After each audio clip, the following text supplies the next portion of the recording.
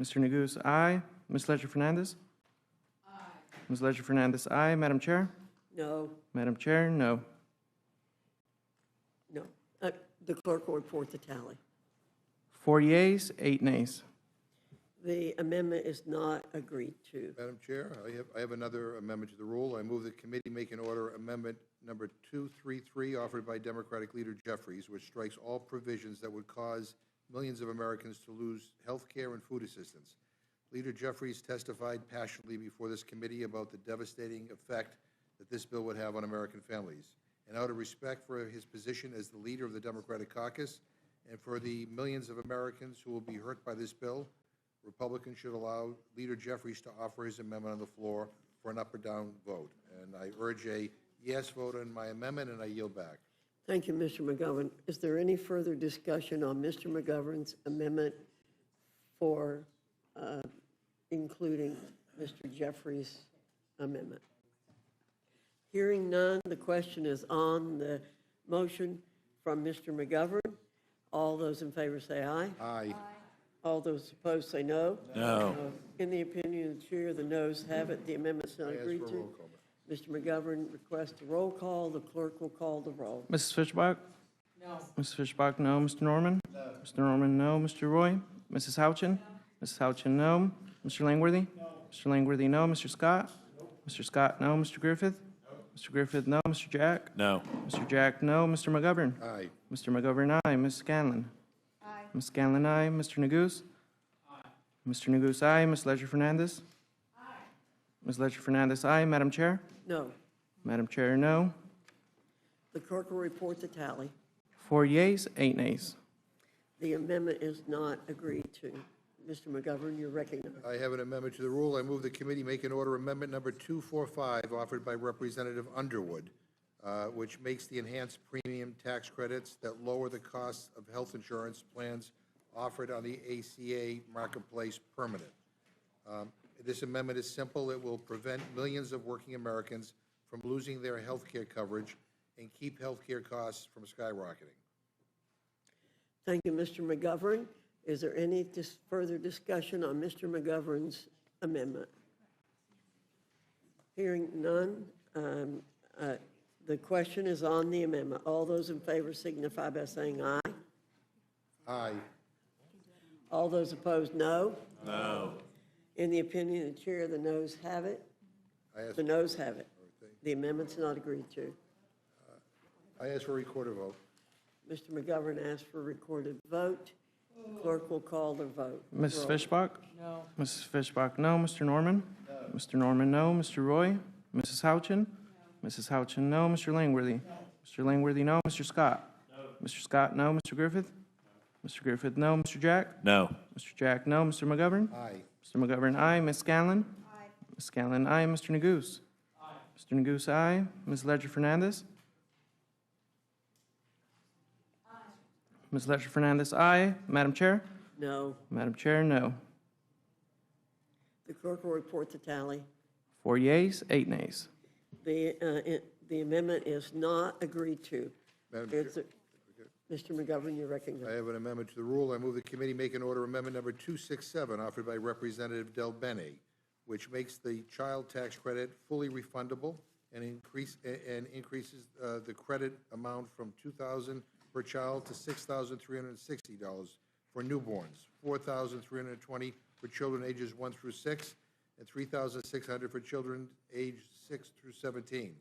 The Democrats passed an historic change to the child tax credit in 2021, cutting child poverty in half. Under the Republican bill today, families making $400,000 a year get the full child tax credit, but lower income families may get nothing or just a fraction of that due to how the Republicans structured the credit. The official nonpartisan Joint Committee on Taxation estimated that next year, if the Republican bill were to pass, 17 million children who are American citizens would be blocked from getting the full value of the child tax credit. So I urge a yes vote on my amendment, and I yield back. Is there any further discussion on the amendment? Hearing none, I call for the vote. All those in favor say aye. Aye. Those opposed say no. No. In the opinion of the chair, the noes have it. As for roll call? Mr. McGovern requests the roll call. The clerk will call the roll. Mrs. Fishbach? No. Mrs. Fishbach, no. Mr. Norman? No. Mr. Norman, no. Mr. Roy? Mrs. Houchin? Mrs. Houchin, no. Mr. Langworthy? No. Mr. Langworthy, no. Mr. Scott? No. Mr. Scott, no. Mr. Griffith? No. Mr. Griffith, no. Mr. Jack? No. Mr. Jack, no. Mr. McGovern? Aye. Mr. McGovern, aye. Ms. Scanlon? Aye. Ms. Scanlon, aye. Mr. Neguse? Aye. Mr. Neguse, aye. Ms. Ledger Fernandez? Aye. Ms. Ledger Fernandez, aye. Madam Chair? No. Madam Chair, no. Clerk will report the tally. 4 yeas, 8 nays. The amendment is not agreed to. Is there further discussion or Madam amendment? Chair, I have Mr. an amendment to McGovern. the rule. I move the committee make and order amendment number 250, offered by Representative Doggett, which reduces the cost of the bill by about half by ensuring only the 98% of taxpayers earning $400,000 or less each year receive a tax break, and the 2% of taxpayers earning over $400,000 do not receive any new tax breaks. Madam Chair, if Republicans want to put their money where their mouth is and provide tax relief for working families, not the millionaires or billionaires, they should support this amendment. This amendment would allow taxpayers earning $400,000 or less to receive the tax relief under the Republican proposal, but block the 2% of earners in America from receiving another tax break. This alone would save American taxpayers trillions of dollars, but I fear Republicans are too beholden to their wealthy donor class to go for it, but nonetheless, I urge a yes vote on this. Is there any further discussion on the amendment?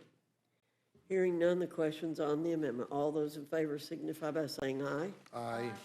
Those opposed say no. No.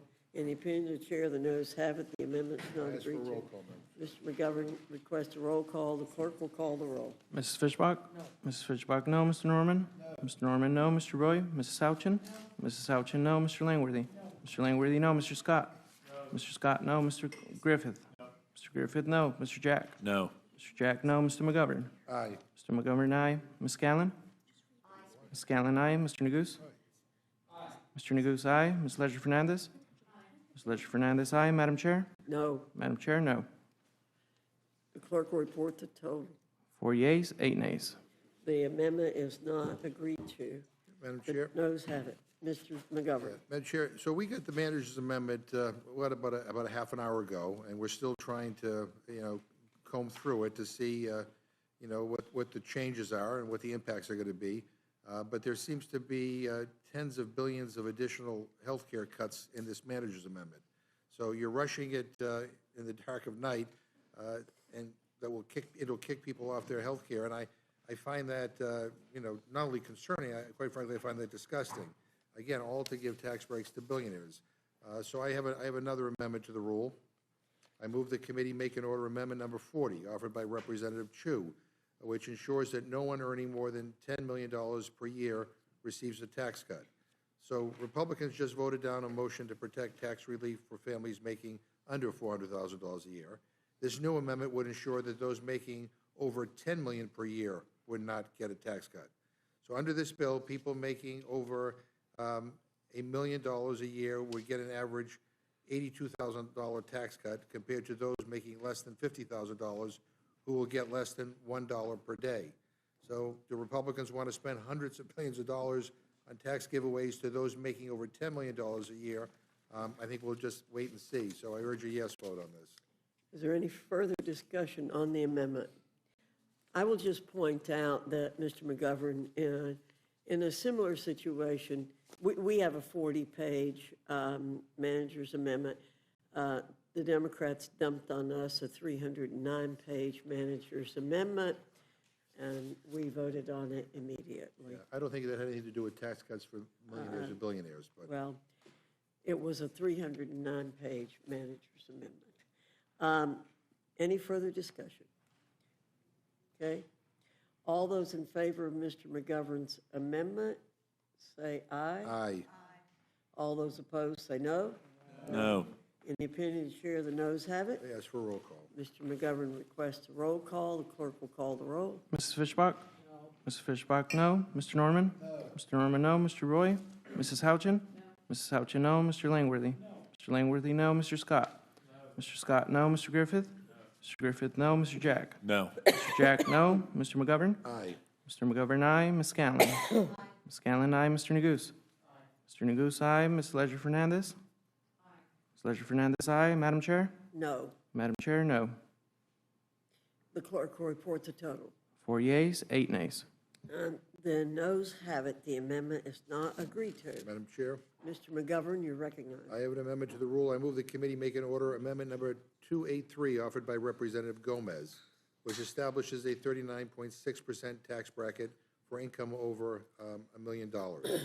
So for those following along at home, Republicans have just voted down our amendment to limit tax cuts to those making under $400,000 per year. And they blocked another amendment to ensure people making over $10 million a year won't get a tax cut. So let's see how far they'll take this. This amendment would block Republicans from giving another tax cut to Americans making over $1 billion per year in income. That's billion with a B. Republicans are kicking millions of Americans off their health care and SNAP benefits in order to finance tax cuts, in order to finance tax cuts that will help billionaires. So I'm giving Republicans one last chance to redeem themselves by voting in favor of this amendment. Any further discussion? But I will point out, Mr. McGovern, this is the only, you're the only one who's pushing for a tax increase in this Billionaires, yeah. piece of legislation. We will be voting no, you will be voting yes on a tax increase. So the, I think The- Trump in favor of giving billionaires a tax cut? I the, don't know. the motion, He went to be heard. Madam Chair. I'm sorry, Mr. English. Thank ahead. you. Thank you, Madam Chair. Just with respect to the ranking member's amendment, and certainly something I support. But again, just to clarify, and we had this discussion previously, the ranking member proposed an amendment that would have deleted the exemption to the 3/5 rule that you all defeated. So if you did not intend to increase income taxes, then you would not have needed to include a waiver of that rule. The House rules are very clear that any income tax increase requires 3/5 support of the full House. So if you want to increase income taxes, you have to get 3/5 of the House to support it. You all decided that you did not want that rule to apply to this bill. And the only reason why you would do so is because you know that your bill does in fact increase income taxes. Otherwise, there would be no point in seeking that waiver. So yes, Mr. McGovern's amendment seeks to increase taxes on billionaires, and that is very different than the middle income tax increases that you all have, or at least are concerned about in being embedded within your bill, given the pursuit of the exemption to that rule that you pursued. Mr. McGovern, I'm happy to yield to you. Yeah, no, and I would just say, as we pointed out multiple times, the CBO letter that we all received showing how this bill would impact the bottom 10% and the top 10%. As you can see here, the top 10% do really well. The bottom 10% actually get hurt under this bill. So maybe if you voted for this, we could take some of that money and help the bottom 10% so they don't get screwed like they're getting in this letter here. So I'd urge a yes vote on this. Yeah. And I would just simply conclude by saying, we didn't have enough time to go through the historical record, but I actually do think that vote y'all took a few minutes ago was unprecedented. I don't know that Mr. Norman has ever voted to waive the income tax 3/5 vote requirement in this House. I mean, I don't, and I certainly know Mr. Roy has not done that, which I suspect is why he's not here right now, because he didn't want to be on record on that particular vote, and I understand why. But in any event, I digress. I'll yield back.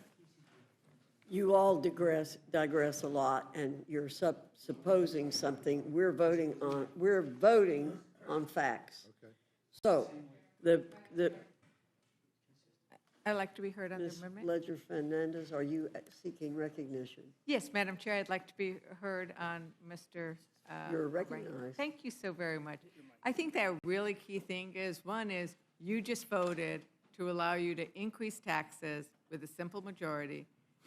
And unlike what you are doing, Mr. McGovern is being very clear, Mr. Gomez is being very clear about who he thinks should pay a teeny bit more in taxes, and that is the ultra wealthy. So it's a very clear vote. I mean, if you want to argue, because we've heard Republicans argue that this does not benefit the wealthy more than others, well, this is a way to actually allow it to go to a vote. It's very clear, very transparent. I have a similar amendment, and I'm going to yield some time to my No, again, Ranking member. we're looking at this print. I mean, Does Ms. Leisure Fernandez she- yield? I just to- yielded yeah, some yeah, time right. to my ranking I member. mean, Yes, thank at the you. bottom of page 16, the manager's amendment strikes 10 pages from your bill that was the RAINS Act. And if I remember correctly, Mr. Norman, as I recall, you said that that was the most important bill to curtail federal regulations. And that's your quote. And I don't know whether you know this or not, but the RAINS Act was stricken from the bill. We are aware of that because of the bird bath issue. It has been not completely stricken, but redone I think it has. I can't, it has been redone in order to survive a bird bath. So we are aware of that. That's one of the technical changes in the 40 pages. whatever. Anyway, I urge a yes vote on my amendment. Okay. I support your amendment, and if there, anybody else want to speak, I will yield in time, but seeing that I Mr. yield back. McGovern's amendment to raise taxes, all those in favor say aye. On the billionaires, Billionaires, aye. billionaires, billionaires, And not the on- billionaire not on- tax. Not on poor people. All those opposed, vote no. No. That's for a roll call. Okay, Mr. McGovern requests a roll call vote. The clerk will call the roll. Mrs. Fishbach? No. Mrs. Fishbach, no. Mr. Norman? No. Mr. Norman, no. Mr. Roy? Mrs. Houchin? No. Mrs. Houchin, no. Mr. Langworthy? No. Mr. Langworthy, no. Mr. Scott? No. Mr. Scott, no. Mr. Griffith? No. Mr. Jack? No. Mr. Griffith, no. Mr. Jack, no. Mr. McGovern? Yes. Mr. McGovern, aye. Ms. Scanlon? Aye. Ms. Scanlon, aye. Mr. Neguse? Aye. Mr. Neguse, aye. Ms. Leisure Fernandez? Aye. Ms. Leisure Fernandez, aye. Madam Chair? No. Madam Chair, no. Clerk will report the tally. 4 yeas, 8 nays. The amendment is not agreed to. Madam Chair, Mr. McGovern. I have an amendment to the rule. I move the committee make an order amendment number 29, offered by Ranking Member Craig, which strikes harmful provisions that would slash $300 billion in food assistance for children, seniors, and veterans. Madam Chair, as I said earlier, this bill is a disaster. It is a disaster for the 16 million children, 8 million seniors, 4 million people with disabilities, and over 1 million veterans who rely on SNAP to put food on the table. This bill that you have here will cut the modest food benefits of about $2 per meal for millions of people in this country who need a little extra help to get by. The SNAP cuts contained in this bill also threaten access to school meals because if kids get kicked off of SNAP, they are no longer directly certified to receive school meals. SNAP supports the people who matter the most to us, our moms and dads, our kids and grandparents. Cutting benefits means families will go hungry, farmers will suffer, and health care costs will go up. Support this amendment if you want to protect nutrition assistance for regular people. I urge a yes vote. You've heard the motion from Mr. McGovern. All those in favor say aye. Aye. All those opposed say no. No. In the opinion of the chair, the noes have it. The amendment's not agreed to. Madam Chair, I have an amendment to the rule. I have a recorded vote, please. Mr. McGovern requests a recorded vote. The clerk will call the roll. Mrs. Fishbach? No. Mrs. Fishbach, no. Mr. Norman? No. Mr. Norman, no. Mr. Roy? Mrs. Houchin? Mrs. Houchin, no. Mr. Langworthy? No. Mr. Langworthy, no. Mr. Scott? Mr. Scott, no. Mr. Griffith? No. Mr. Griffith, no. Mr. Jack? No. Mr. Jack, no. Mr. McGovern? Aye. Mr. McGovern, aye. Ms. Scanlon? Aye. Ms. Scanlon, aye. Mr. Neguse? Aye. Mr. Neguse, aye. Ms. Leisure Fernandez? Aye. Ms. Leisure Fernandez, aye. Madam Chair? No. Madam Chair, no. The clerk will report the tally. 4 yeas, 8 nays. The amendment is not agreed to. Madam Chair, Mr. McGovern. I have an amendment to the rule. I move the committee make an order amendment number 32 offered by Representative Hayes, which prevents any cuts to the Supplemental Nutrition Assistance Program from taking effect until certification. These provisions will not result in a reduction of benefits. Madam Chair, throughout the course of this debate and in the Agriculture Committee, Republicans insisted that they aren't taking benefits away from people who need them. Agriculture Committee Chairman Thompson said over and over again there wouldn't be cuts to benefits. And yet, we are considering a bill that would cut SNAP benefits by $300 billion. This isn't about integrity or any other nonsense that the Republican spin machine is trying to sell to people back home. This bill will take food away from kids, working families, and people with disabilities, full stop. There's no way to achieve the kind of cuts Republicans are making without cutting benefits for those populations of people. And if you really do believe that this bill doesn't cut benefits, then this amendment should be a no-brainer. Protect SNAP for the millions of Americans who rely on modest food benefits to feed their families by voting yes on this amendment. Is there further discussion? I say only that integrity means a lot to Republicans. And integrity of programs is key to us, and that's what we're doing in this legislation, is we are going to do everything we can to get integrity in programs to save the programs. All those in favor of Mr. McGovern's amendment, say aye. Aye. Those opposed, say no. No. Opinion of the chair, the noes Ask have for it. a roll call. Mr. McGovern requests a roll call. The clerk will call the roll. Mrs. Fishbach? No. Mrs. Fishbach, no. Mr. Norman? No. Mr. Norman, no. Mr. Roy? Mrs. Houchin? No. Mrs. Houchin, no. Mr. Langworthy? No. Mr. Langworthy, no. Mr. Scott? No. Mr. Scott, no. Mr. Griffith? No. Mr. Griffith, no. Mr. Jack? No. Mr. Jack, no. Mr. McGovern? Aye. Mr. McGovern, aye. Ms. Scanlon? Aye. Scanlon, aye. Mr. Neguse? Mr. Neguse, aye. Ms. Ledger-Fernandez? Ms. Ledger-Fernandez, aye. Madam Chair? No. Madam Chair, no. Please, the clerk will report the tally. 4 yeas, 8 nays. The amendment is not agreed to. Madam Chair, I have an amendment to the rule. I move the committee make an order amendment number 33 offered by Representative Brown, which prevents families with children as young as 7 years of age from losing food assistance. Madam Chair, families with kids who are 7 face barriers to child care. Many in rural areas may face transportation issues and a lack of jobs, which makes finding employment tough. Cutting parents with kids as young as 7 off of food assistance decimates the entire family's food budget. It means the whole family will have less money for food.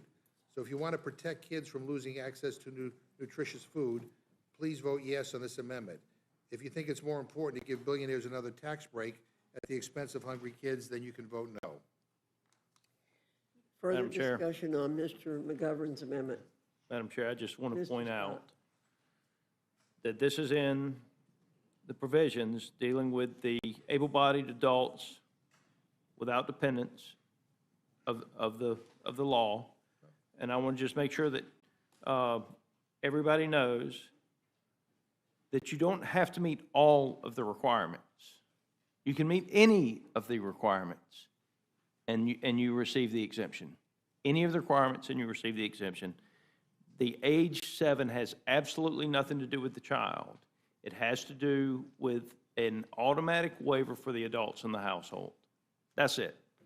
Anything else that they tell you is simply not true. Well, no, that- with due respect, we heard that from the chairman, and he's wrong, and you're wrong as well.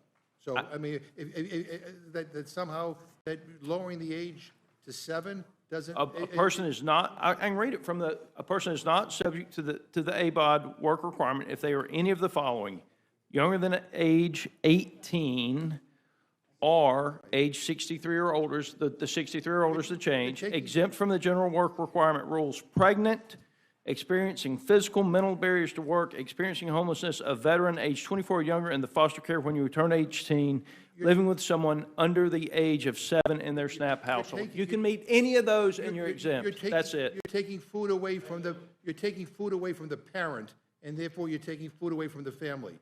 I mean, I don't understand why this is so hard to get your mind around, I mean, the bottom line is you are decreasing the amount of food assistance going to a family that Are you- loses a 7-year-old child. With all due respect, Mr. McGovern, all you have to meet is one of these to get the automatic waiver, and if you don't get the automatic waiver, you can still apply for the other waiver. With that, I yield.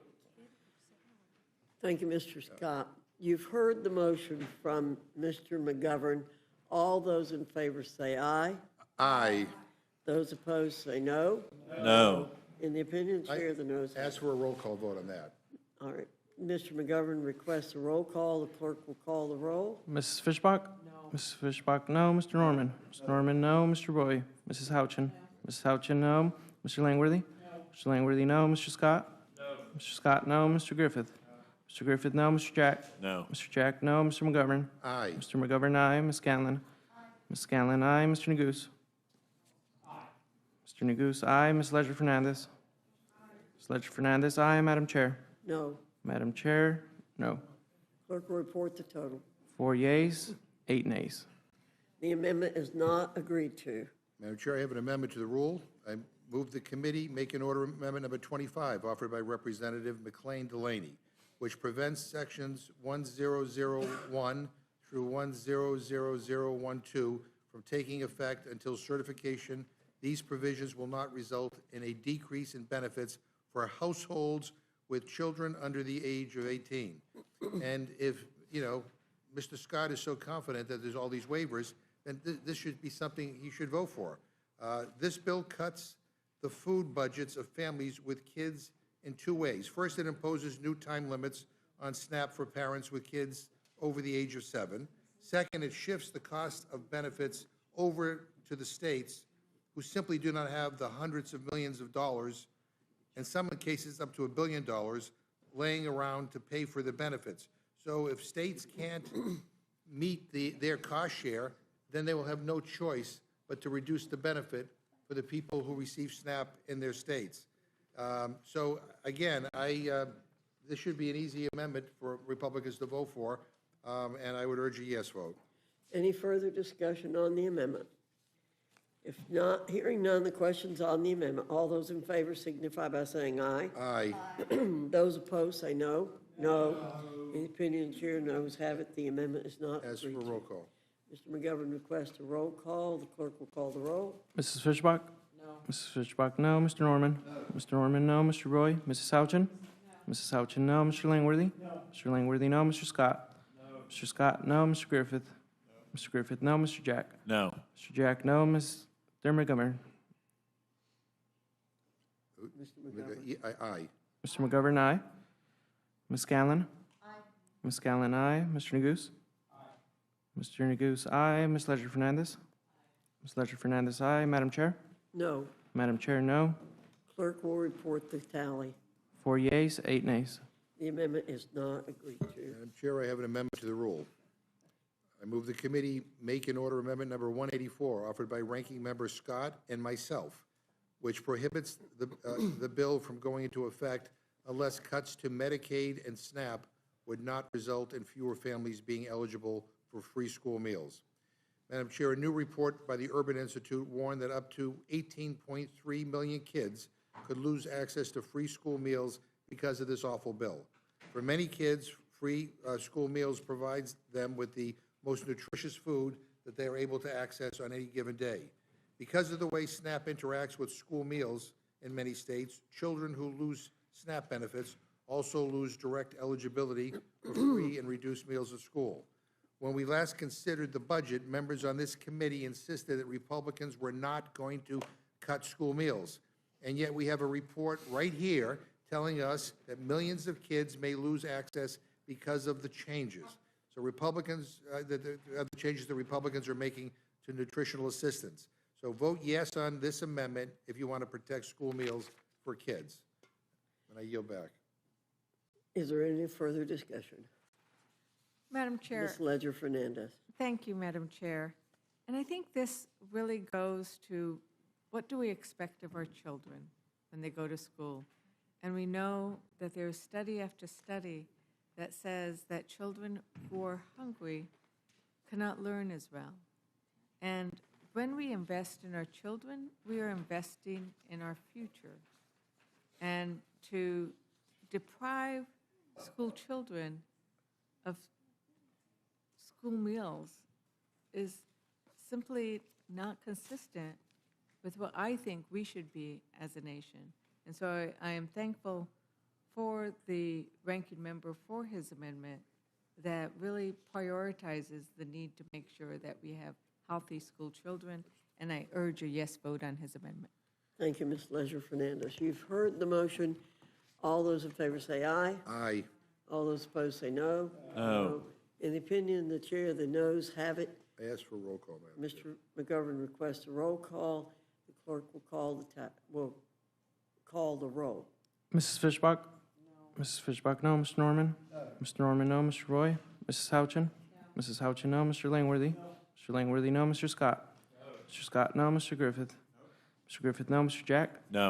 Mr. Jack, no. Mr. McGovern? Aye. Mr. McGovern, aye. Ms. Scanlon? Aye. Ms. Scanlon, aye. Mr. Neguse? Aye. Mr. Neguse, aye. Ms. Leisure Fernandez? Aye. Ms. Leisure Fernandez, aye. Madam Chair? No. Madam Chair, no. The clerk will report the tally. 4 yeas, 8 nays. The amendment is not agreed to. Madam Chair, I have an amendment to the rule. I move the committee make an order amendment number 68, offered by Representative Vasquez, which inserts the text of the Affordable Insulin Now Act from the 118th Congress, which was H.R. 1488, which limits cost sharing for insulin under private health insurance for a month's supply of selected insulin products at $35 or 25% of a plan's negotiated price after any price concessions, whichever is less.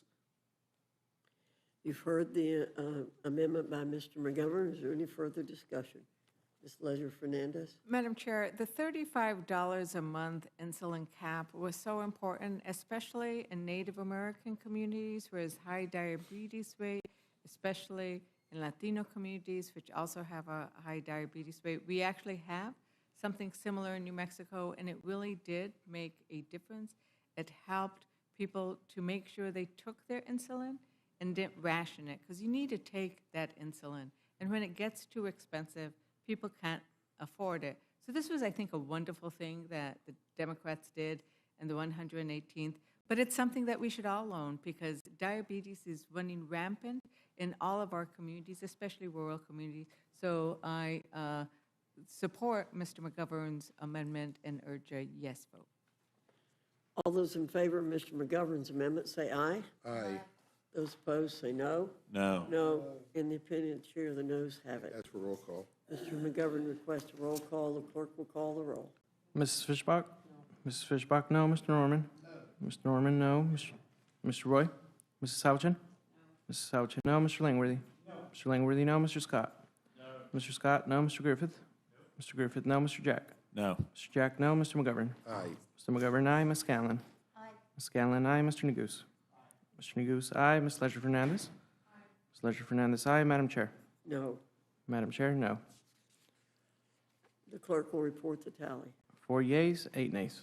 The amendment is not agreed to. Madam Or- Chair, I Yes, have an Mr. amendment to the McGovern. rule. I move the committee make an order amendment number 42, offered by Representative Chu, which strikes the provisions in the bill that increase costs, increase red tape, and make it harder for people to get coverage, and cause coverage loss on the ACA marketplace. You've heard the amendment by Mr. McGovern.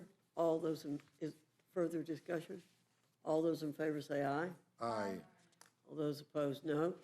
No. In the opinion of the chair, the noes have it. Ask for a roll call. Mr. McGovern requests a roll call. The clerk will call the roll. Mrs. Fishbach? No. Mrs. Fishbach, no. Mr. Norman? No. Mr. Norman, no. Mr. Roy? Mrs. Houchin? No. Mrs. Houchin, no. Mr. Langworthy? No. Mr. Langworthy, no. Mr. Scott? No. Mr. Scott, no. Mr. Griffith?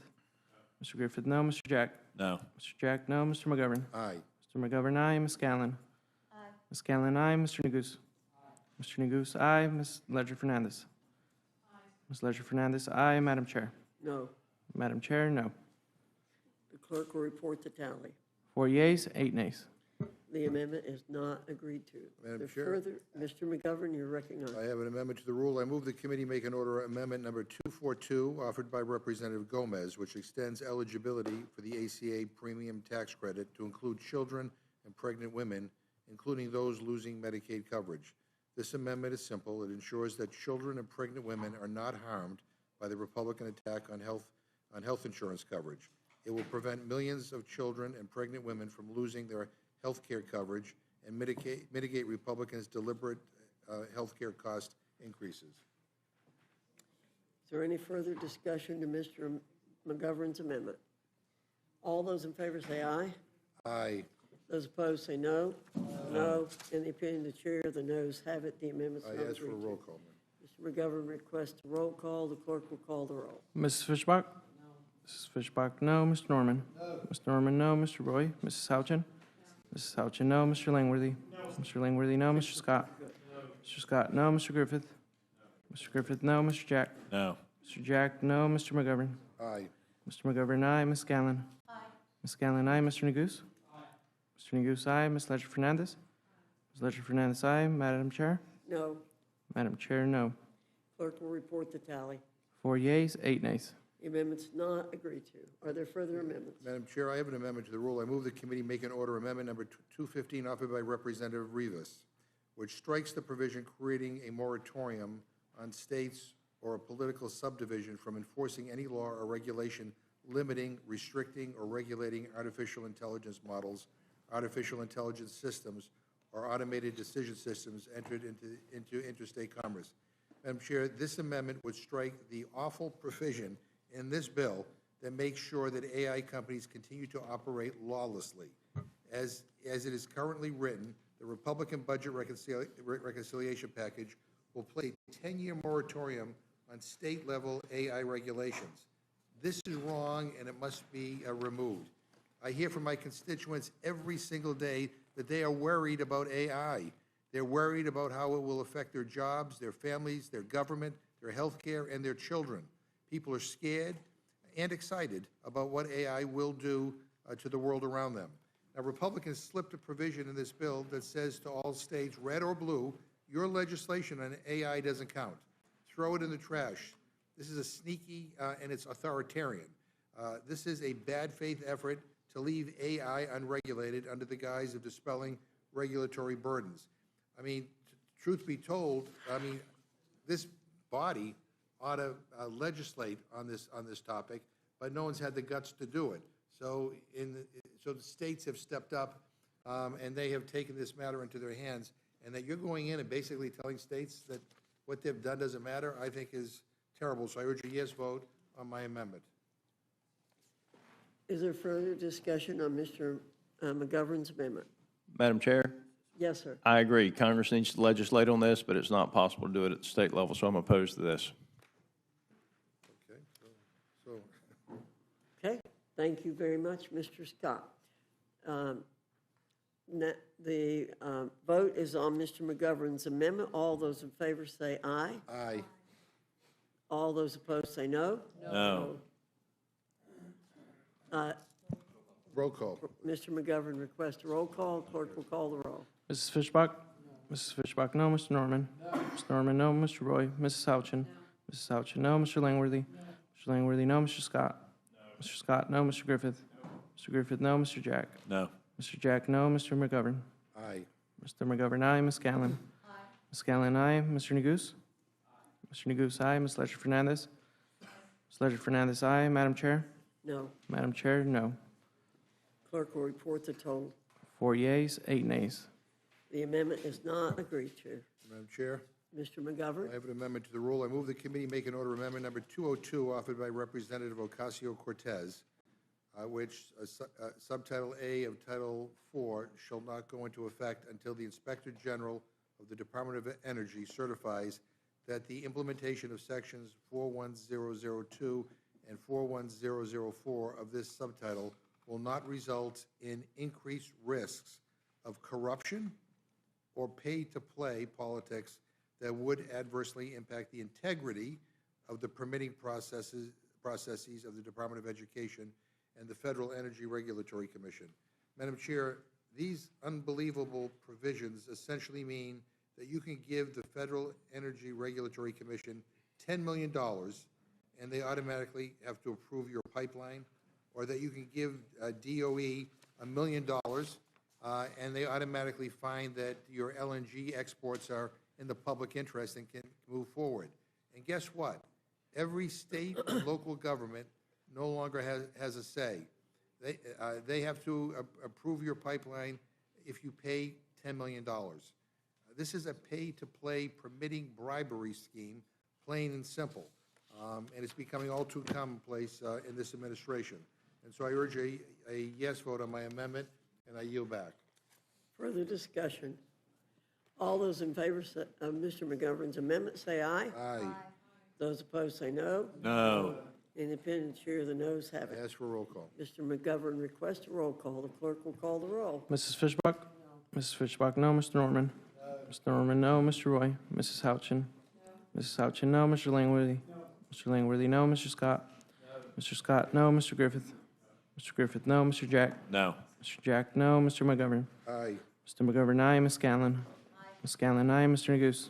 Mr. Neguse, aye. Ms. Ledger Fernandez? Ms. Ledger Fernandez, aye. Madam Chair? No. Madam Chair, no. The clerk will report the total. 4 yeas, 8 nays.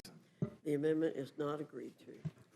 Further discussion or amendments? Madam Ms. Chair. Scanlon, you're recognized. I have an amendment to the rule. I move the committee make in order amendment number 374, offered by Representative Mike Thompson, which would strike section 112029, which eliminates the $200 tax on silencers, which has been in place since 1934. Before we proceed to discuss this, can I ask, are any of our colleagues, are you aware of any changes that might have been made in the manager's amendment to this provision regarding silencers? You are. Okay, so you understand that the manager's amendment, which we just got, less than an hour ago, removes silencers from the requirements of the National Firearms Act, which was passed in 1934, and which since that time has required that silencers be subject to a background check and be registered, and up until the time of the underlying bill, also had a $200 registration fee. But all of a sudden, we started this hearing by noting that nobody calls a hearing for 1 o'clock in the morning unless you're trying to hide something. So now we're 21 hours later. We've seen the sun come up, a little cloudy. We've seen the sun go down. So now here we are again in the dark of night, and all of a sudden, there's a magical amendment in the manager's amendment that is going to put more dangerous firearm equipment out on the streets. So here we are. You're sneaking this provision in that not only gets rid of the firearm registration fee for a silencer, but also removes the requirement that they have to be registered at all. Over 400 silencers were found on or traced to violent crime scenes in 2023 alone. So in addition to removing silencers from the definition in the National Firearms Act, there's no discussion of why such Ma'am, a if you policy would yield for just a change would second. happen. Also, the removal of the excise tax here is going to cost American taxpayers $1.5 billion. So it's a brazen attempt to make it easier to commit violent crimes. So I think this is sneaky. I think it's a radical policy change with no explanation for why this longstanding federal policy should be overturned in the middle of the night, and I'd urge a yes vote on my amendment. Yes, and I will yield to Mr. McGovern. Mr. Scott. It's actually not a silencer, it's a suppressor. It doesn't, it's a suppressor. I'm sorry, it is still my time. If we look at your manager's amendment, it says that the section is amended by striking any silencer. The Okay. whole Well, National then I Firearms apologize. Act. I don't want to argue with you. And you can but- look up the National Firearms Act. I'm sorry, it's still Okay. my time, and I'm yielding to Mr. McGovern.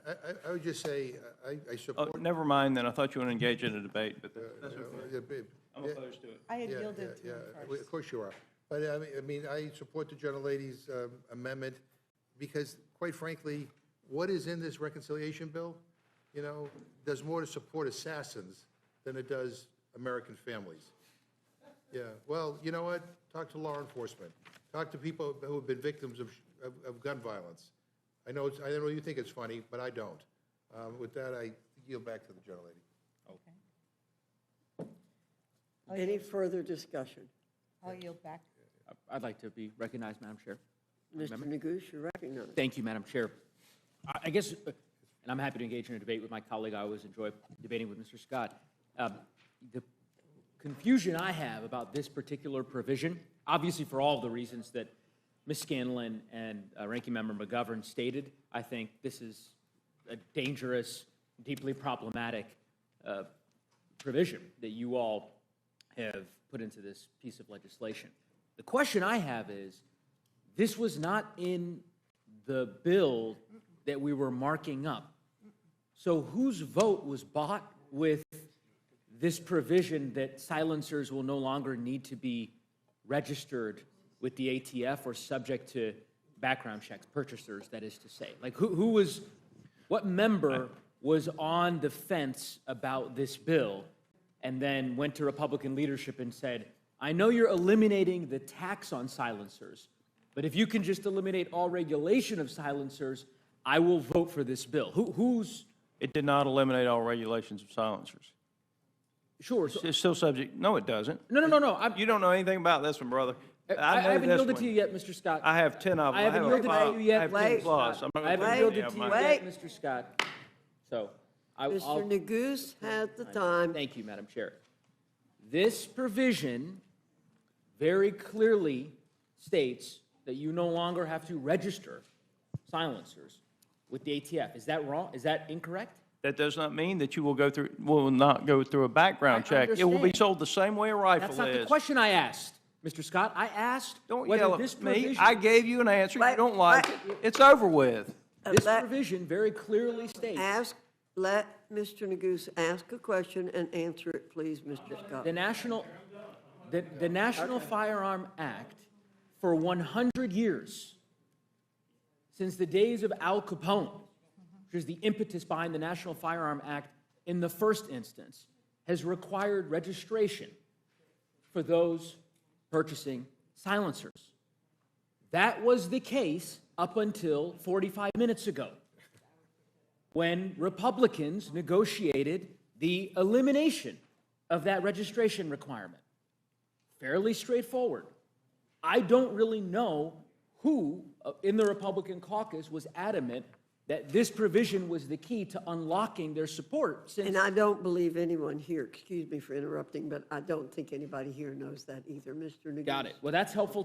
Thank you, There Madam we Chair. go. That was, I that's think a helpful let's answer. cut to the chase. And maybe we might find out on the floor during debate. I mean, hopefully, I guess what I will say, and I'll close here, is that, because I know many of our colleagues are watching as they're waiting to get to the floor for the debate, that perhaps whoever it was that made this request of Speaker Johnson and said, I need this provision so that I can vote for this bill, that they might come to the floor and help explain to the American public why that was. Maybe Mr. Ranking Member? we could just follow the money, and that's how we can figure out who did Another way to it. do it, too. Thank you. I yield back the balance of my time. Thank you, Madam Chair. Okay, there's a motion on the floor from Ms. Scanlon. All those in favor say aye. Aye. All those opposed say no. No. In the opinion of the I'd chair, ask the for a noes roll have call it. Ms. vote. Scanlon requests a recorded vote. The clerk will call the roll. Mrs. Fishbach? No. Mrs. Fishbach, no. Mr. Norman? Mr. Norman, no. Mr. Roy? Mrs. Houchin? Mrs. Houchin, no. Mr. Langworthy? Mr. Langworthy, no. Mr. Scott? Mr. Scott, no. Mr. Griffith? Mr. Griffith, no. Mr. Jack? No. Mr. Jack, no. Mr. McGovern? Aye. Mr. McGovern, aye. Ms. Scanlon? Aye. Scanlon, aye. Mr. Neguse? Aye. Mr. Neguse, aye. Ms. Ledger Fernandez? Ms. Ledger Fernandez, aye. Madam Chair? No. Madam Chair, no. Clerk will report the total. 4 yeas, 8 nays. The amendment is not agreed to. Ms. Madam Chair. Scanlon, you're recognized. I have an amendment to the rule. I move the committee make in order amendment number 27 offered by Representative Johnson, which strikes bill text that would prevent the courts from enforcing a contempt citation against the government for failure to comply with an injunction or a temporary restraining order. As we discussed previously, when some of our colleagues were here, certainly Representative Johnson, this is a critical part of separation of powers that the courts be able to effectuate their decisions. So I'd urge a yes vote. Any further discussion? All those in favor of the motion by Ms. Scanlon say aye. Aye. Those opposed say no. No. No. In the opinion I'd of the ask for a chair, roll call vote. Ms. Scanlon requests to roll call. The clerk will call the roll. Mrs. Fishbach? No. Mrs. Fishbach, no. Mr. Norman? No. Mr. Norman, no. Mr. Roy? Mrs. Houchin? Mrs. Houchin, no. Mr. Langworthy? No. Mr. Langworthy, no. Mr. Scott? No. Mr. Scott, no. Mr. Griffith? Mr. Griffith, no. Mr. Jack? No. Mr. Jack, no. Mr. McGovern? Aye. Mr. McGovern, aye. Ms. Scallon? Aye. Ms. Scallon, aye. Mr. Neguse? Aye. Mr. Neguse, aye. Ms. Ledger Fernandez? Aye. Ms. Ledger Fernandez, aye. Madam Chair? No. Madam Chair, no. Clerk will report the total. 4 yeas, 8 nays. The amendment is not agreed to. Ms. Scanlon, you're recognized.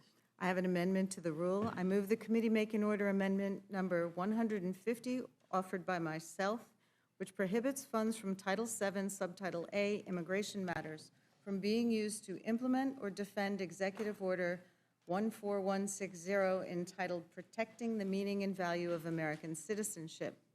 President Trump has executed a blatantly unconstitutional executive order which purports to revoke the 14th Amendment's guarantee of birthright citizenship, a right that reflects the foundational American value that we don't define our nationhood by bloodlines or parentage, but by our shared democratic values, and therefore no funds under this bill should be used to enforce it.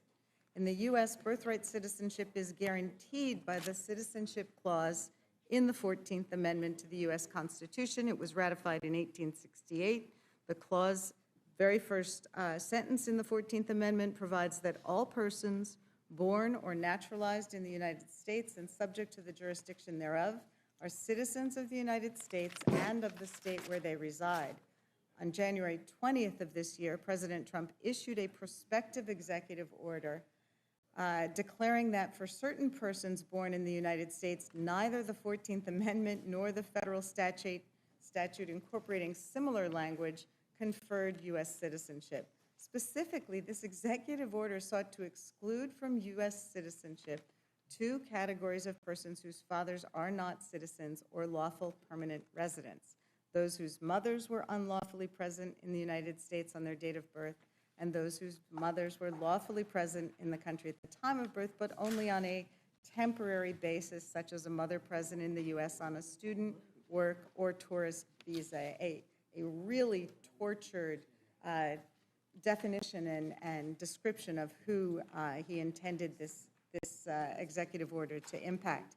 Every court which has looked at this executive order has found it to be unconstitutional and unenforceable. The executive order has been enjoined by 4 different judges appointed by Presidents Reagan, Bush, Obama, and Biden. 2 circuits have agreed to keep the executive order enjoined, and now implementation is pending before the Supreme Court. You know, right-wing extremists have repeatedly failed to convince the public or Congress to end birthright citizenship through legal means, so now they're trying to cheer on from the sidelines as the president tries to change the Constitution without the American people's consent. So I would offer this amendment. It is straight up preventing the use of taxpayer funds to enforce an unconstitutional executive order, and I would yield back. Is there any further discussion on the amendment by Ms. Scanlon? Hearing none, all those in favor say aye. Aye. Aye. Those opposed say no. No. In the opinion of the chair, the noes have it. I'd ask for a Ms. recorded vote. Scanlon asks for a recorded vote. The clerk will call the roll. Mrs. Fishbach? No. Mrs. Fishbach, no. Mr. Norman? Mr. Norman? No. Mr. Norman, no. Mr. Roy? Mrs. Houchin? No. Mrs. Houchin, no. Mr. Langworthy? No. Mr. Langworthy, no. Mr. Scott? No. Mr. Scott, no. Mr. Griffith? Mr. Griffith, no. Mr. Jack? No. Mr. Jack, no. Mr. McGovern? Aye. Mr. McGovern, aye. Ms. Scallon? Aye. Ms. Scallon, aye. Mr. Neguse? Aye. Mr. Neguse, aye. Ms. Ledger Fernandez? Ms. Ledger Fernandez, aye. Madam Chair? No. Madam Chair, no. Clerk will report the total. 4 yeas, 8 nays. The amendment is not agreed to. Ms. Scanlon, Chair? you're recognized. I have an amendment to the rule. I move the committee make an order amendment number 238 offered by Minority Whip Clark, which strikes the section that defunds Planned Parenthood and would reduce access to life-saving cancer screenings and reproductive health care. This bill includes a provision that directly blocks Medicaid patients from receiving care at Planned Parenthood, the nation's largest provider of reproductive health services. Of course, we all know that Medicaid is already not allowed to cover abortions, so this provision is a clear attack on women and their health care writ large. I urge a yes vote on my amendment, and I yield back. Thank you. You've heard the amendment offered by Ms. Scanlon. Is there any further discussion? Madam Chair. Yes, Ms. Ledger Fernandez, you're recognized. Thank you very much. I just want to point out that one of the concerns that the Democrats have is that throughout this bill, there is a constant attack on women's health care. I'll be offering an amendment later about the manager's amendment, but, you know, to not fund the place where women get health care, cancer screenings, pap smears, mammograms, basic care that women need. And Planned Parenthood is often the only place they can get it, especially in rural areas. I would urge you to think about the women in your districts and their need for health care and prioritize that. And for that reason, I support this amendment. Thank you. You've heard the amendment from Ms. Scanlon. All those in favor say aye. Aye. Those opposed, no. No. In the opinion of the chair, the I'd ask noes for a have it. recorded vote. Ms. Scanlon requests a recorded vote. The clerk will call the roll. Mrs. Fishbach? No. Mrs. Fishbach, no. Mr. Norman? No. Mr. Norman, no. Mr. Roy? Mrs. Houchin? No. Mrs. Houchin, no. Mr. Langworthy? No. Mr. Langworthy, no. Mr. Scott? No. Mr. Scott, no. Mr. Griffith? No. Mr. Griffith, no. Mr. Jack? No. Mr. Jack, no. Mr. McGovern? Aye. Mr. McGovern, aye. Ms. Scanlon? Aye. Ms. Scanlon, aye. Mr. Neguse? Mr. Neguse, aye. Ms. Ledger Fernandez?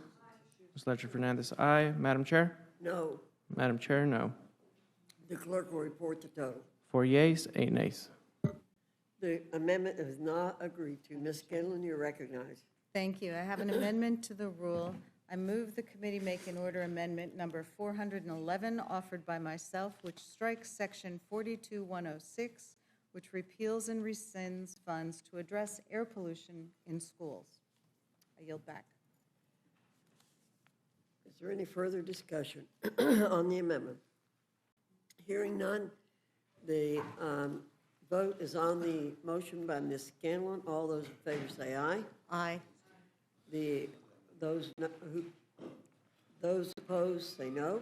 No. No. In the opinion of the chair, the noes have it. Ms. Scanlon requests a recorded vote. The clerk will call the roll. Mrs. Fishbach? No. Mrs. Fishbach, no. Mr. Norman? No. Mr. Norman, no. Mr. Roy? Mrs. Houchin? No. Mrs. Houchin, no. Mr. Langworthy? No. Mr. Langworthy, no. Mr. Scott? No. Mr. Scott, no. Mr. Griffith? No. Mr. Griffith, no. Mr. Jack? No. Mr. Jack, no. Mr. McGovern? Aye. Mr. McGovern, aye. Ms. Scanlon? Aye. Ms. Scanlon, aye. Mr. Neguse? Aye. Mr. Neguse, aye. Ms. Ledger Fernandez? Ms. Ledger Fernandez, aye. Madam Chair? No. Madam Chair, no. Clerk will report the total. 4 yeas, 8 nays.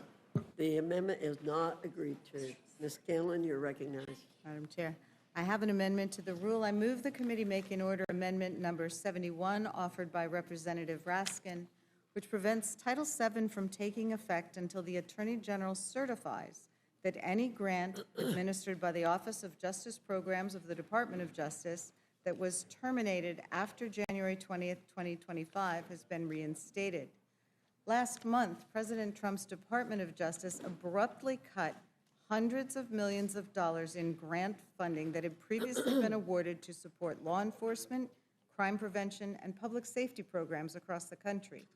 Despite broad bipartisan support for these grant programs administered by the Department of Justice Office of Justice Programs, and President Trump's repeated promises to the American people that he would prioritize public safety, support victims of crime, and address the opioid crisis, his own Department of Justice abruptly informed more than 300 OJP grantees that their work, quote, no longer effectuated the program goals or agency priorities and does not align with this administration's priorities, end quote. Organizations in at least 37 states across the country lost funding, red states and blue states and urban, suburban, and rural areas, and the work of those organizations, which benefits jurisdictions all across our country, would help ensure that all citizens have access to effective systems of safety and justice regardless of where they live. The terminated grants totaling an estimated $500 million provided federal support for violence reduction, policing and prosecution, victim services, juvenile justice and child protection, substance use and mental health treatment, corrections and reentry, justice system enhancements, research and evaluation, and other state and local level public safety functions. During the House Judiciary Committee's consideration of the reconciliation bill on April 30th, Ranking Member Raskin and committee Democrats tried to restore that funding. Our Republican colleagues rejected it, but cutting funding for these vital programs threatens public safety, harms victims and survivors of violent crime, and hinders crime prevention efforts. So I urge a yes vote on the amendment, and I yield back. You've heard the motion by Ms. Scanlon. All those in favor say aye. Aye. Those opposed say no. No. In the opinion of the chair, the noes have it. Ms. Scanlon requests a roll call. The clerk will call the roll. Mrs. Fishbach? Mrs. Fishbach, no. Mr. Norman? Mr. Norman, no. Mr. Roy? Mrs. Houchin? Mrs. Houchin, no. Mr. Langworthy? Mr. Langworthy, no. Mr. Scott? Mr. Scott, no. Mr. Griffith? Mr. Griffith, no. Mr. Jack? No. Mr. Jack, no. Mr. McGovern? Mr. McGovern, aye. Ms. Scanlon? Aye. Scanlon, aye. Mr. Neguse? Mr. Neguse, aye. Ms. Ledger Fernandez? Ms. Ledger Fernandez, aye. Madam Chair? No. Madam Chair, no. The clerk will report the total. 4 yeas, 8 nays. The amendment is not agreed to. Ms. Scanlon, you're recognized. Thank you. I have an amendment to the rule. I move the committee make in order amendment number 35, offered by Representative Jayapal, which prohibits the use of funds in Subtitle A of Title VII from being used by Immigration and Customs Enforcement to detain or deport U.S. citizens. The amendment is straightforward. It should be uncontroversial. It would ensure that none of the funds in this bill are used to detain U.S. citizens for immigration enforcement. Reports of U.S. citizens being wrongfully arrested and detained started coming out just days after this administration was sworn in. Some citizens have been detained for merely speaking Spanish. Others were held for days despite consistently telling the Department of Homeland Security that they were citizens. ICE detention of U.S. citizens because of reckless and lawless immigration enforcement is both unconstitutional and dangerous. Even ICE acknowledges that it has no authority to arrest and detain U.S. citizens. Their internal guidance says, as a matter of law, ICE cannot assert its civil immigration enforcement authority to arrest or detain a U.S. citizen. Nevertheless, we've seen detentions of U.S. citizens occur. We've heard about deportation of children, U.S. citizens. So Congress has a duty to act. We have to ensure that government funding, taxpayer dollars, doesn't support illegal or unconstitutional actions. Therefore, I offer this amendment and urge a yes vote. I yield back. Any further discussion on the amendment? Hearing none, all those in favor say aye. Aye. Those opposed, no. No. In the opinion of the chair, the noes have it. Ms. Scanlon requests a recorded vote. Mrs. Clerk Fishbach? will call the vote. Mrs. Fishbach, no. Mr. Norman? No. Mr. Norman, no. Mr. Roy? Mrs. Houchin? Mr. Langworthy? No. Mr. Langworthy, no. Mr. Scott? No. Mr. Scott, no. Mr. Griffith? No. Mr. Griffith, no. Mr. Jack? No. Mr. Jack, no. Mr. McGovern? Aye. Mr. McGovern, aye. Ms. Scanlon? Aye. Ms. Scanlon, aye. Mr. Neguse? Aye. Mr. Neguse, aye. Ms. Ledger Fernandez? Aye. Ms. Ledger Fernandez, aye. Madam Chair? No. Madam Chair, no. The clerk will report the total. 4 yeas, 7 nays. The amendment is not agreed to. Mr. Neguse, you're recognized. Thank you, Madam Chair. I had one amendment that I had planned to introduce. The necessity for that amendment has been obviated, but I wonder if I might be recognized for a minute just to explain why, and then I'll hand it off to Ms. Ledger Fernandez. I had intended to offer an amendment with respect to the provision in two provisions within the bill that would have overturned resource management plans in Colorado, and secondly, the land conveyance issue that we had discussed at great length earlier today, both of those provisions were removed from the underlying bill. And so I want to thank Representative Zinke, who was very adamant in building a coalition necessary to make the case about removing those provisions. I also want to thank Representative Lee, Representative Horsford, and Representative Titus, each of whom were also, as you know, Madam Chair, from their testimony today, very engaged in making the case that this is not a precedent that the committee should adopt. I'm happy to thank Mr. Langworthy as well. I don't know if my Chautauqua references perhaps played a role in that, but in any event, I'm sure that put it right over the top. But in any event, so I am glad that that provision is no longer in this larger bill, and so I will not pursue the amendment. Thank you, Mr. Neguse. Are there any further amendments? Ms. Leisure Fernandez, you're recognized. Thank you, Madam Chair.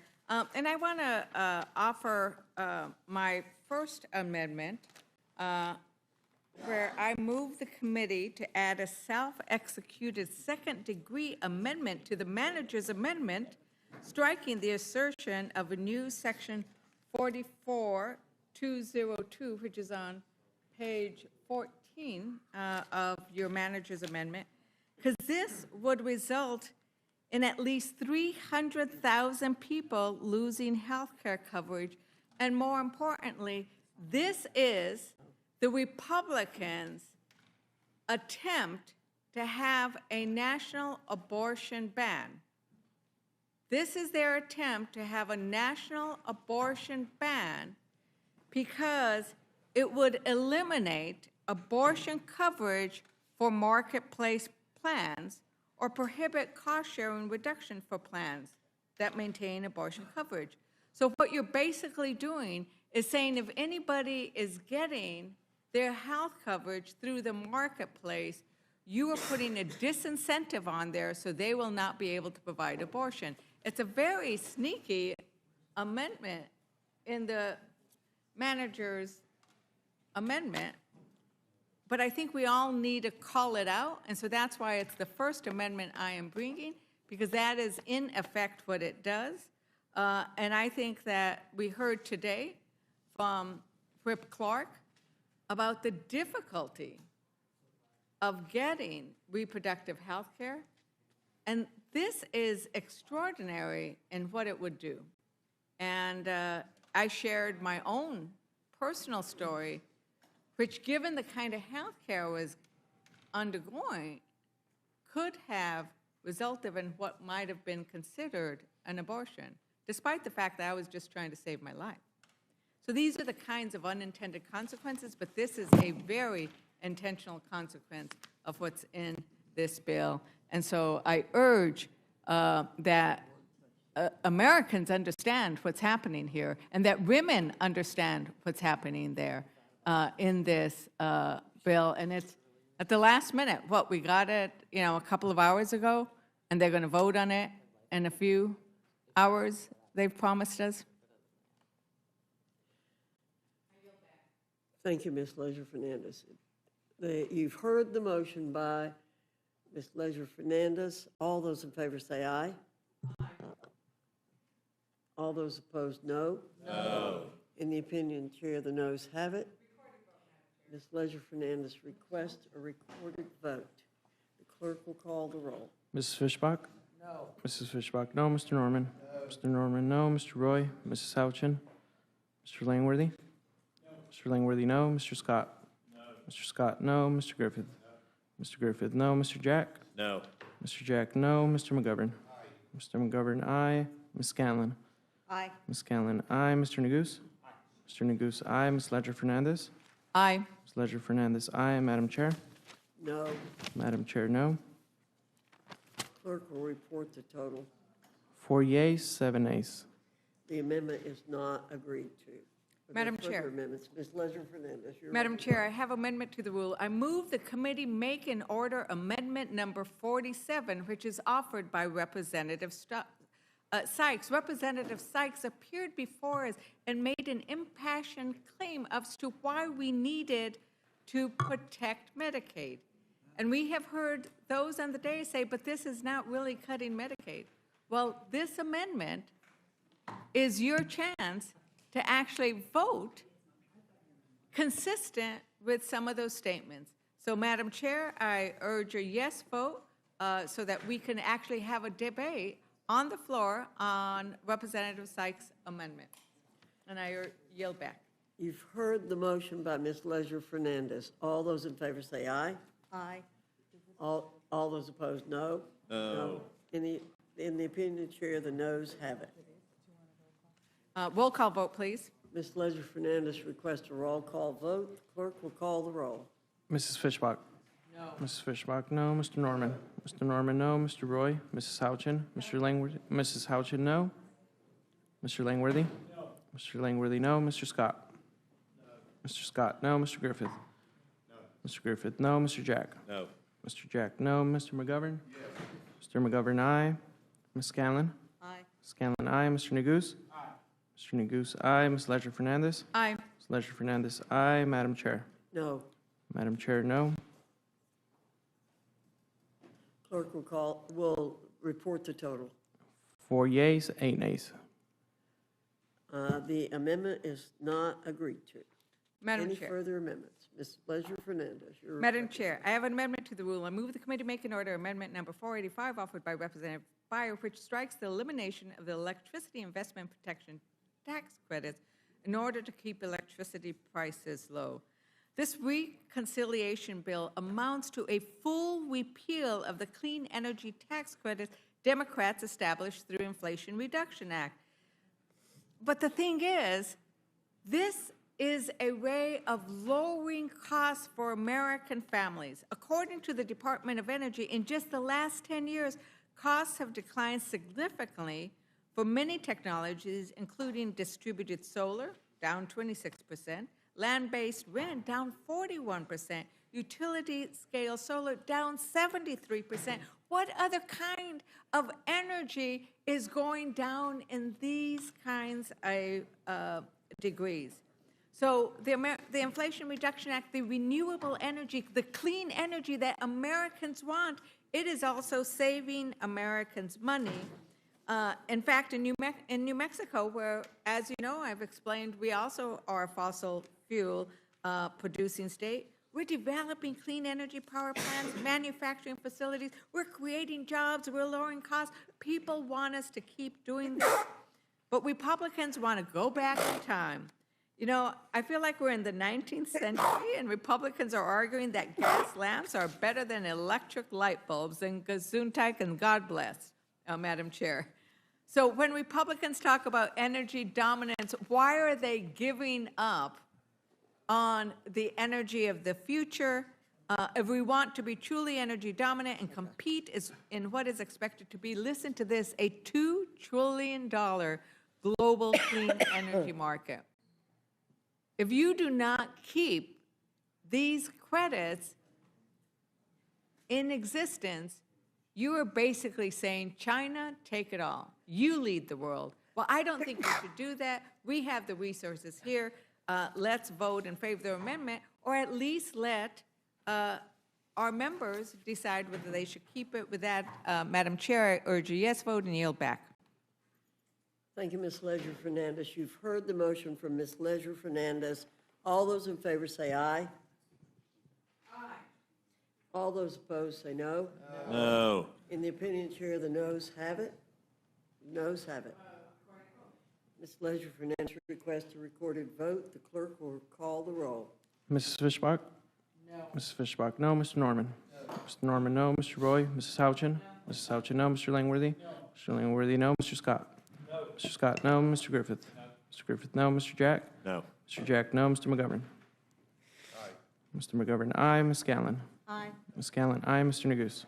Aye. Mr. Neguse, aye. Ms. Leisure Fernandez? Aye. Ms. Leisure Fernandez, aye. Madam Chair? No. Madam Chair, no. The clerk will report the total. 4 yeas, 8 nays. The amendment is not agreed to. Madam Chair. Ms. Leisure Fernandez. I have an amendment to the rule. I move the committee make an order amendment number 483 offered by myself, which protects state budgets and education and healthcare funding from reductions in oil and gas revenues. So basically, what we did in the House Natural Resources is we reduced oil and gas royalty rates. Now, the problem is that oil and gas producing states share in the federal royalty rates. So for those states who have federal lands, they're going to be receiving less royalties. And let's look at how this happened.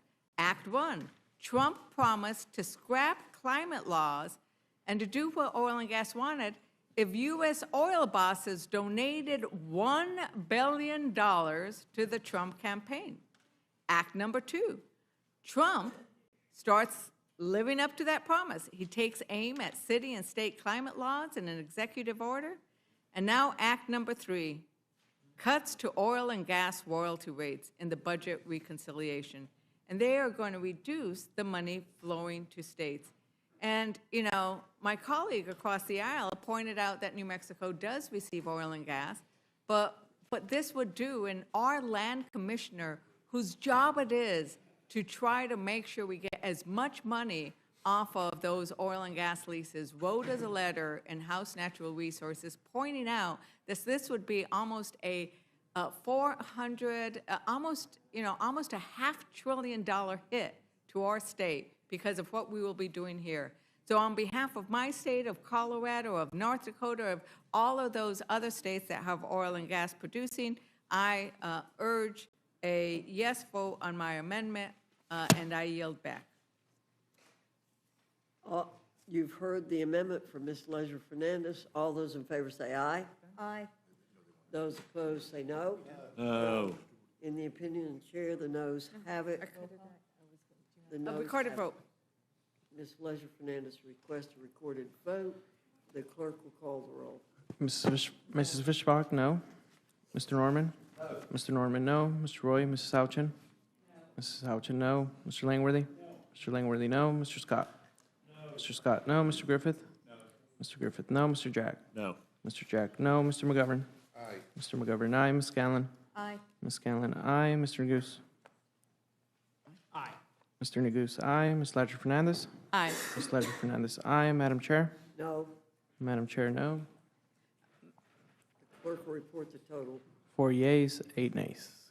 The amendment is not agreed to. Madam Chair, I would offer as my last amendment, there are so many issues that we heard about today that deserve to have a vote on the floor, the amendments. There used to be a time when I remember we would show up and there'd be votes. You'd have to make decisions. But what happens in rules now is there's never any more amendments. They're all closed rules. But this one I think is really key, and I'm going to offer it as my last amendment because this actually goes to the fact that when we look at that chart that shows that working families, low-income families are going to, they're going to basically, they're going to get a tax hike in essence. They're going to lose out under this bill. But we could change that. We could change that if we struck Section 11004, the extension of the increased child tax credit, and replaced it with H.R. 27633, the American Family Act. And what this would do, this would put the full child tax credit, fully refundable, in the bill. If we care about lifting children out of poverty, making sure that families get to decide, and not only that, making sure that those who earn less get the full child tax credit so that it's not just the wealthy who are getting the full child tax credit. It makes a lot of sense. And, you know, this is one of those things where you guys just put Trump on the baby bonds. We should have put Biden on the child tax credit that we passed, right? But that's the thing is we just believe in making a difference for people, not plastering names all over the place. But it was good law when we had it, when the Democrats passed it, and it existed in Biden. We should bring it back. And with that, Madam Chair, I yield back. And before I yield back, though, I have one more amendment. oh, you're going to do an amendment? Okay. In that case, I yield back. Thank you.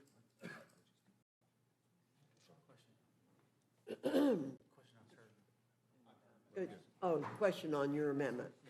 Yes. No, I didn't think you made it. You made an amendment. Right. Thank you. Yes. Okay.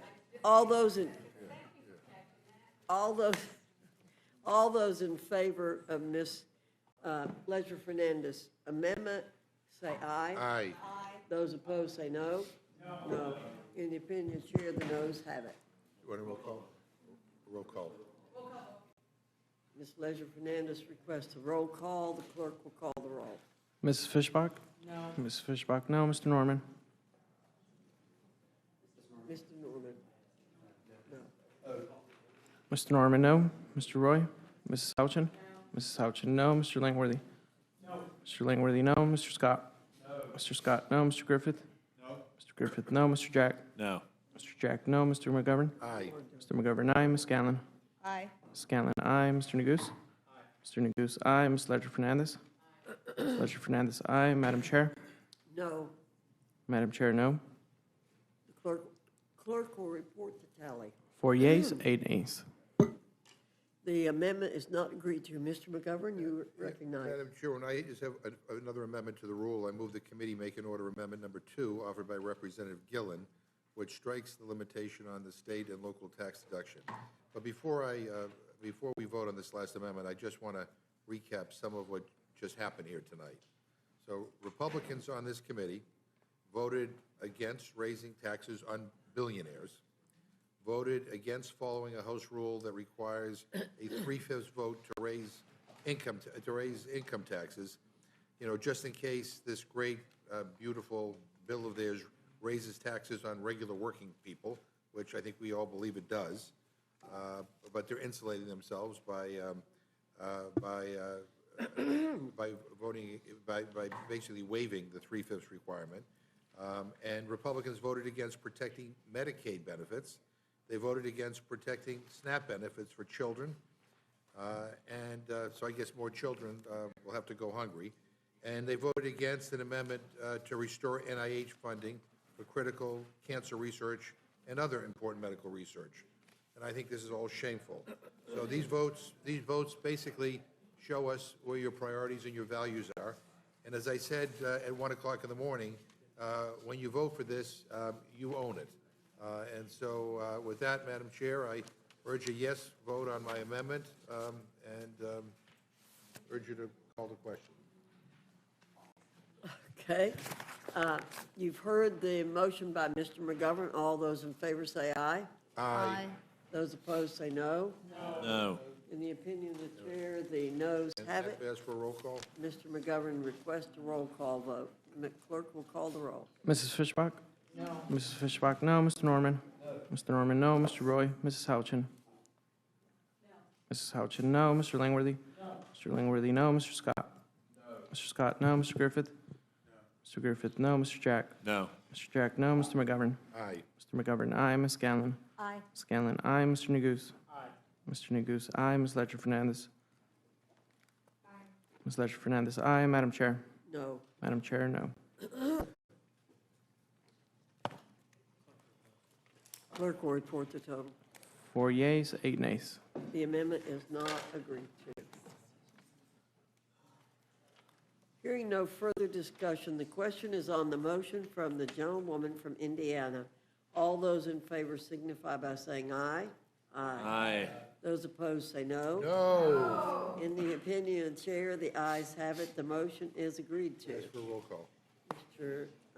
McGovern requests a roll call. The clerk will call the roll. Mrs. Fishbach? Yes. Mrs. Fishbach, aye. Mr. Norman? Mr. Norman, aye. Mr. Roy? Mrs. Houchin?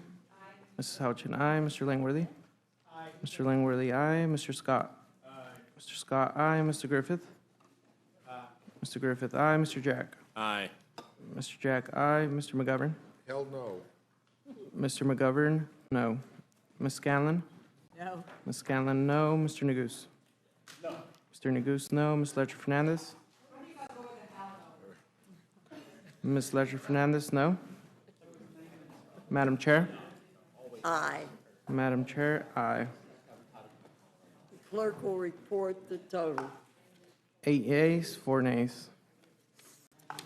The ayes have it. The motion to report is agreed to. Accordingly, the gentlewoman from Indiana, Ms. Houchin, will be managing this rule for the majority. And I will for the minority. Can I ask just one question? What is the schedule? we will be going to the floor Gotta do it, right? right now. Are we doing just the rule tonight, or are we doing the rule and the bill tonight? I am not clear, but I believe there's a chance we'll do the bill tonight. All right. Okay? So, Aren't you glad we started at 1 o'clock? without, usually about 20 minutes. 20, 30 minutes usually. Right. Right. Without objection, the committee is adjourned.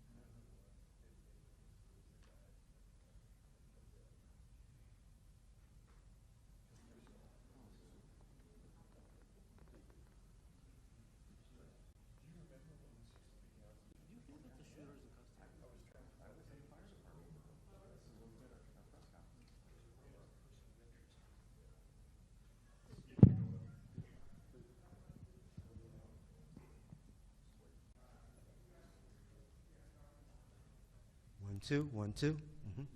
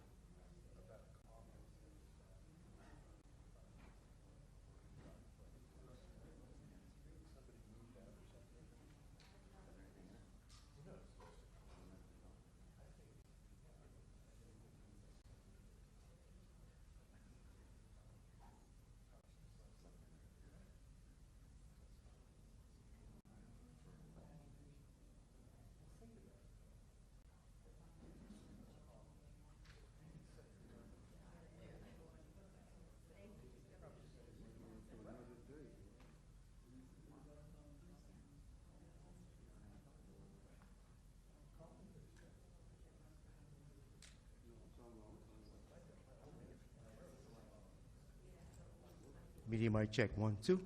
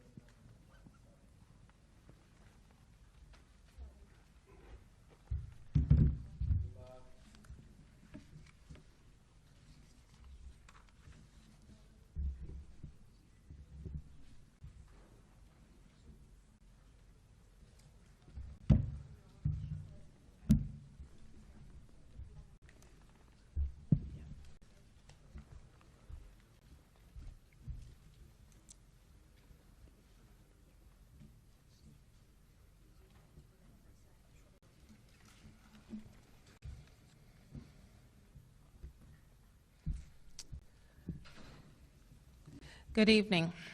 I'm Muriel Bowser. I'm Mayor of Washington, D.C.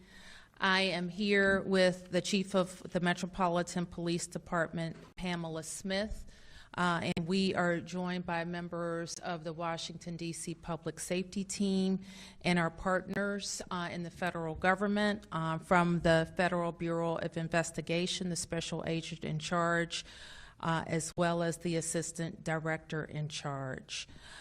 We are also joined by the Attorney General for the United States, Pam Bondi, the United States Attorney for the District of Columbia, Judge Pirro, as well as the Israeli Ambassador to the United States, Ambassador Leichter. We are here at the MPD headquarters to provide an update on a horrific shooting that happened shortly after 9 p.m. this evening near the Capitol Jewish Museum. I want to start by sending our condolences to the loved ones of the victims who were senselessly a victim of these crimes. I want to provide my prayers and condolences to the museum staff and the guests who are also gathering together in fellowship. The chief will share preliminary information from the investigation. I will say up front that there is no active threat in our community.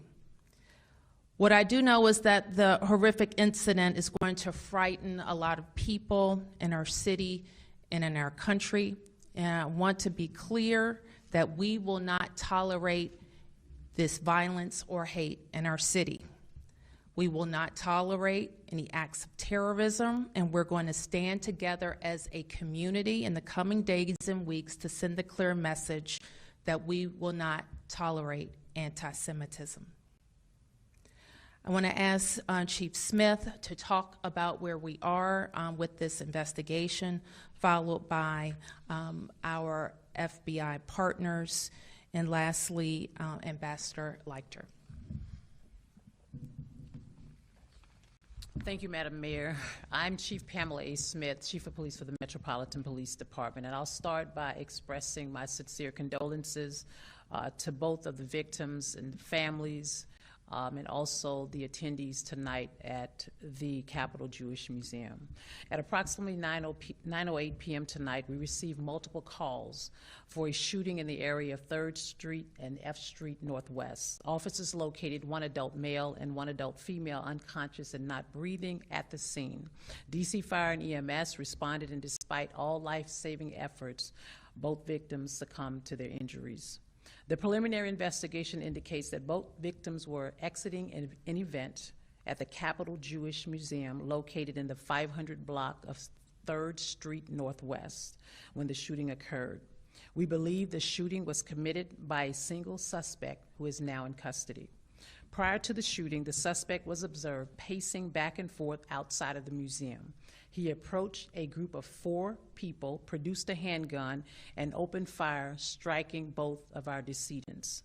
After the shooting, the suspect then entered the museum and was detained by event security. Once in handcuffs, the suspect identified where he discarded the weapon, and that weapon has been recovered, and he implied that he committed the offense. The suspect chanted, "Free, free Palestine," while in custody.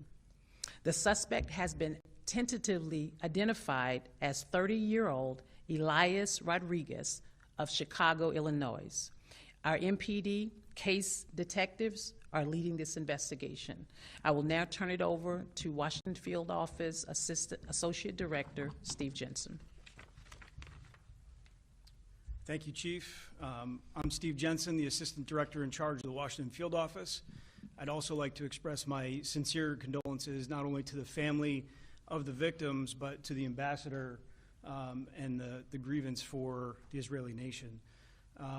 Tonight, a heinous crime was committed, and the FBI stands with the Metropolitan Police Department to help not only investigate the homicide and provide support, but also to look into ties to potential terrorism or motivation based on a bias-based crime or a hate crime. That's our reason for being here. Full support of the FBI to Metropolitan Police Department to resolve this. And I also want to express my sincere gratitude to Metropolitan Police Department for their quick action, their attempts to render aid despite the nature of the crime resulting in the death of the victims. Getting the subject in custody quickly resolved this issue and allows us to continue with the investigation. And with that, I'll turn it over to the ambassador.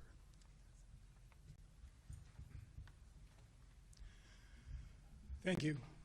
Really what I have to say this evening is thank you, Mayor, to your amazing staff, Attorney General, Ms. Bondi, Chief Attorney for Washington, Judge Janine Pirro.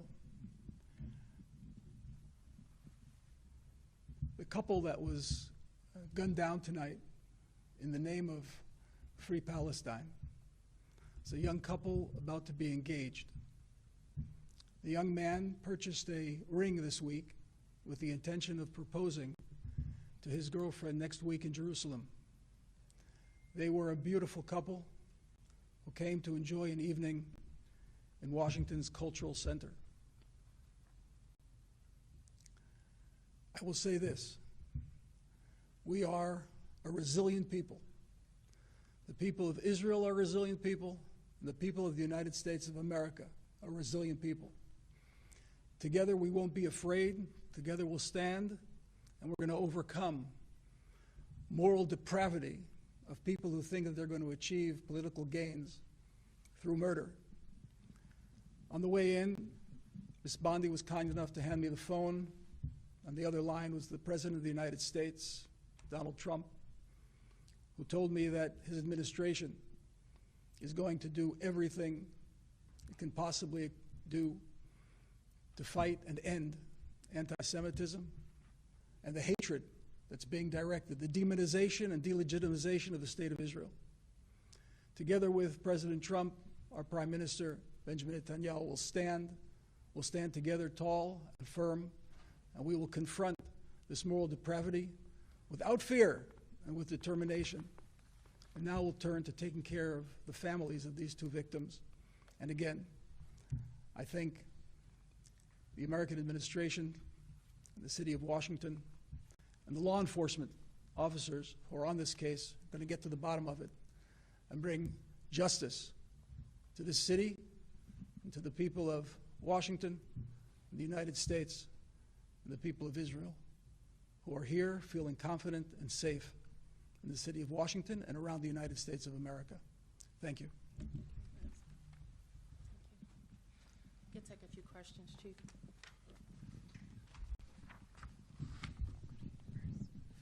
Hi, Shamari Stone from Fox 5 DC. You say that there is a suspect in custody right now, and he walked into the museum. What is he telling investigators tonight?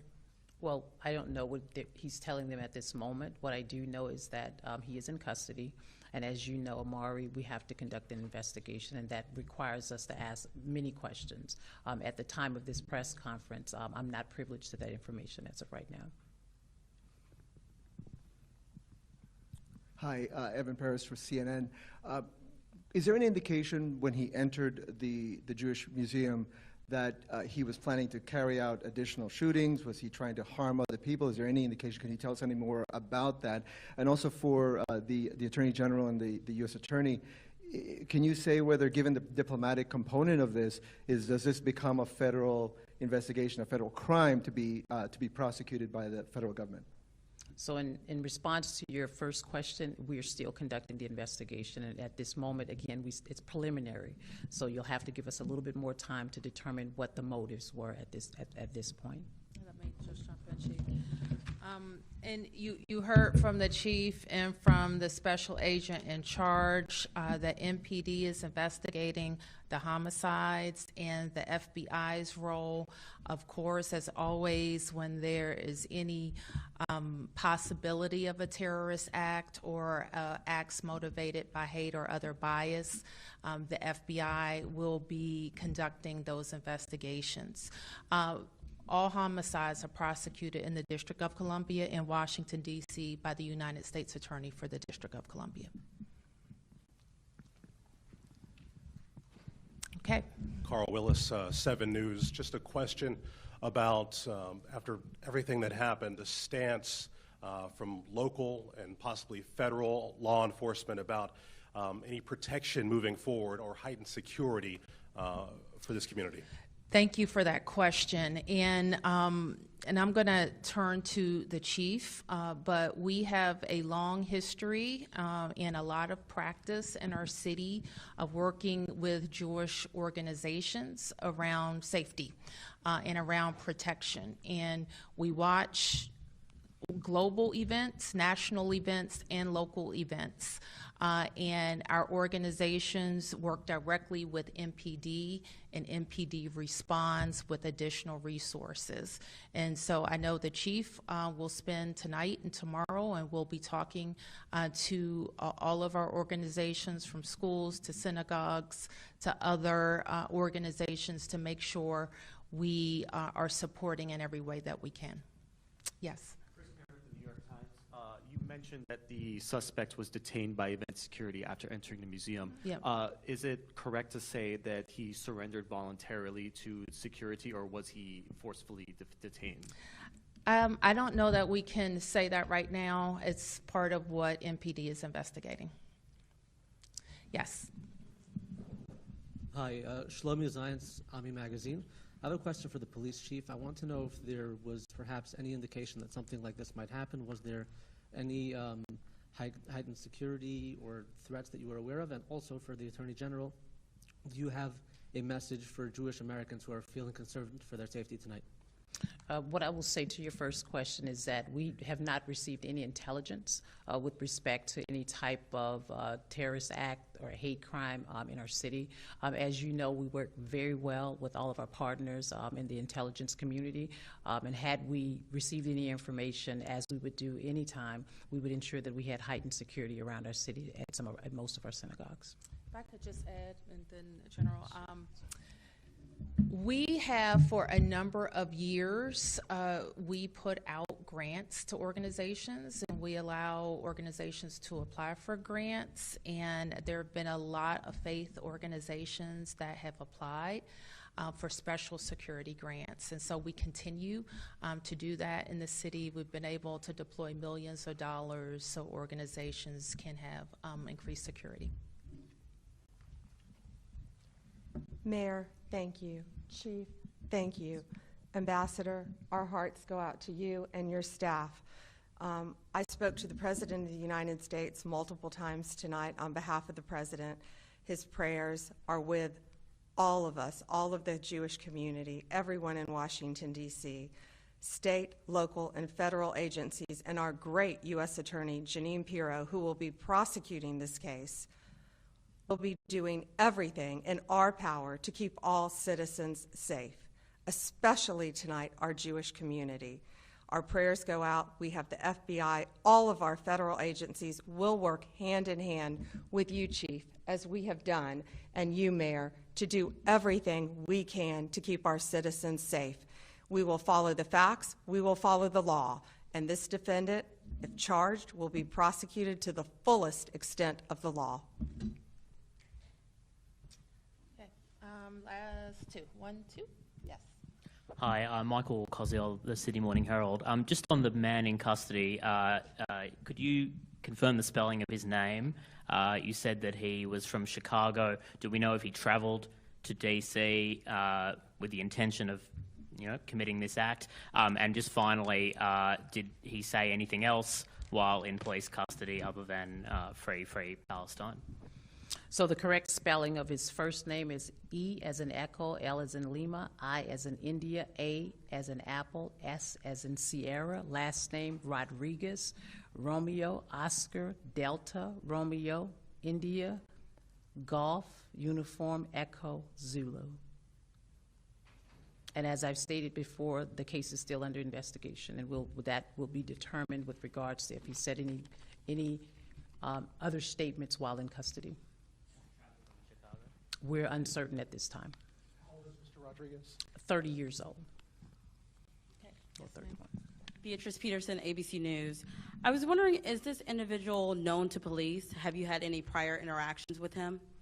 We have not had any prior interactions with him based on an NCIC check. We don't see anything in his background that would have placed him on our radar at this time. But again, our Joint Terrorism Task Force is working very closely with the FBI to ensure that we can do a deep dive into his background. Shamari Stone, Fox 5, real quick question. You said that he was pacing back and forth in front of the building prior to this incident. Did security engage with the suspect prior to the shooting? Did he look suspicious? Did they see him outside? I am not sure about that at this time. That's a part of the investigation. Thank you. Yes, sir. Is there any indication that the firearm that was used in the crime was purchased illegally, legally obtained? Was there a serial number, or was it filed off? Do we know any details right now? Our ATF partners will do a deep dive with respect to the firearms, as they typically would with any firearms here in the District of Columbia.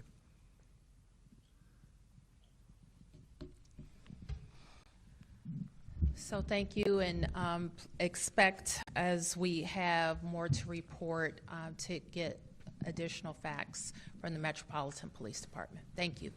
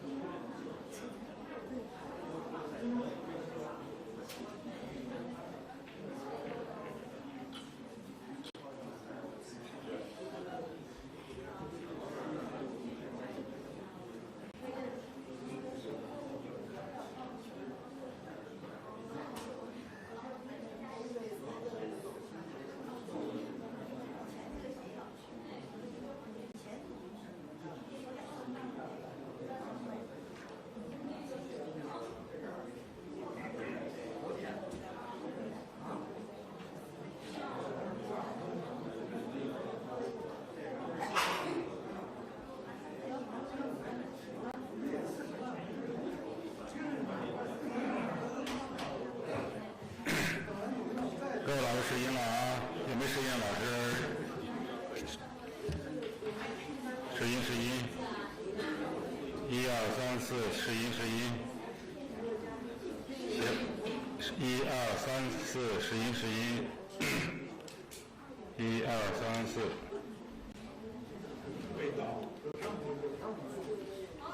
1、2、3、4，试音试音。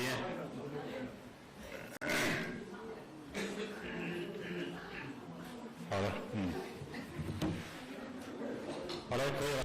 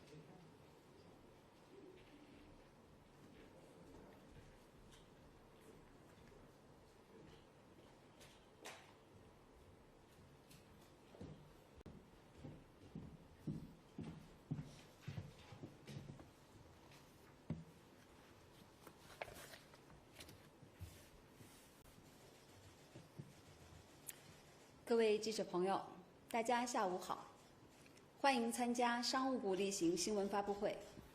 今天我首先有一条信息要向大家通报，这条信息是关于今年1到4月我国对外投资合作情况。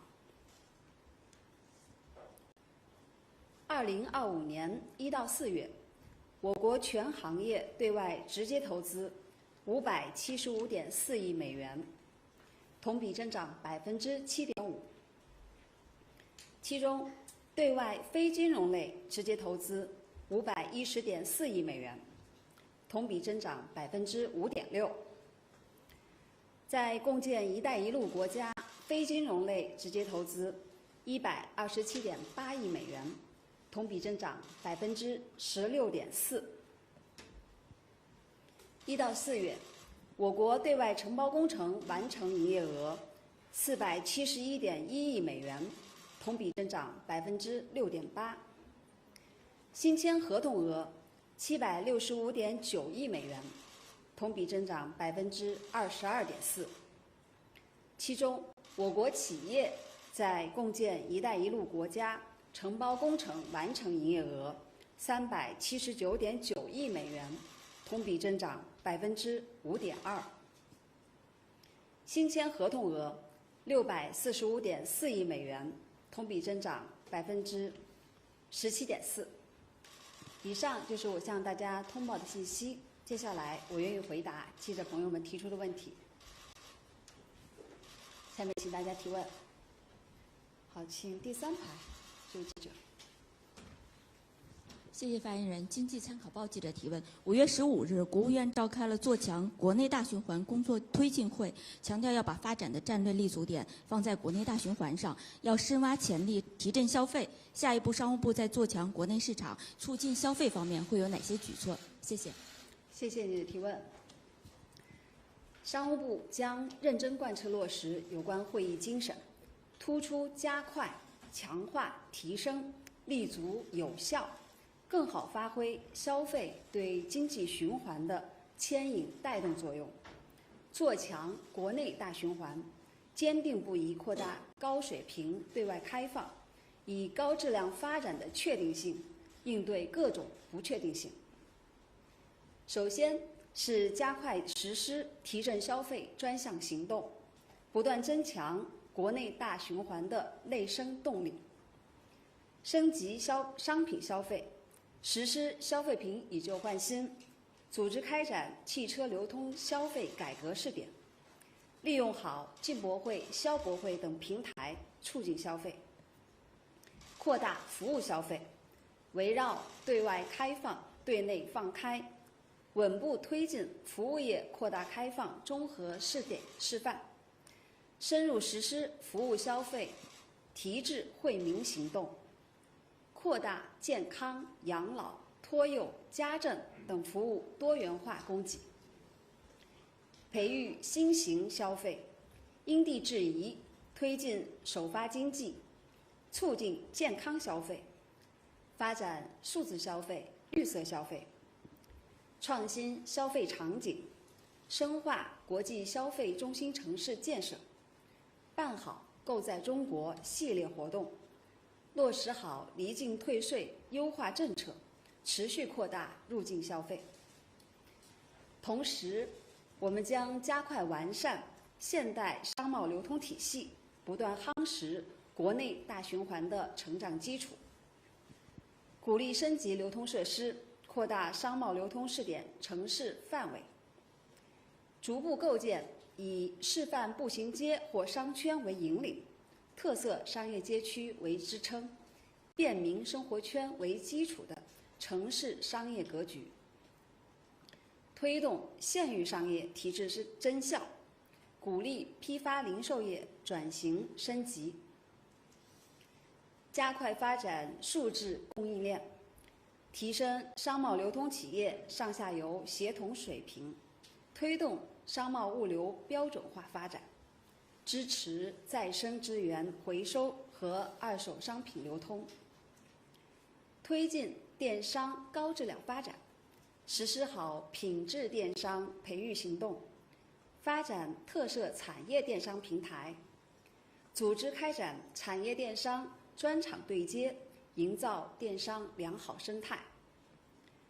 此外，我们还将加快推进内外贸一体化，帮扶企业有效应对外部冲击，积极帮助外贸企业拓内销，扎实推动各项政策惠及更广大外贸企业，办好外贸优品中华行，组织协会、商超、电商平台与外贸企业对接采购，推动汽车、家电、家装等更多外贸企业加入以旧换新，深化内外贸一体化试点，提升企业两个市场的经营能力，更好应对外部风险挑战。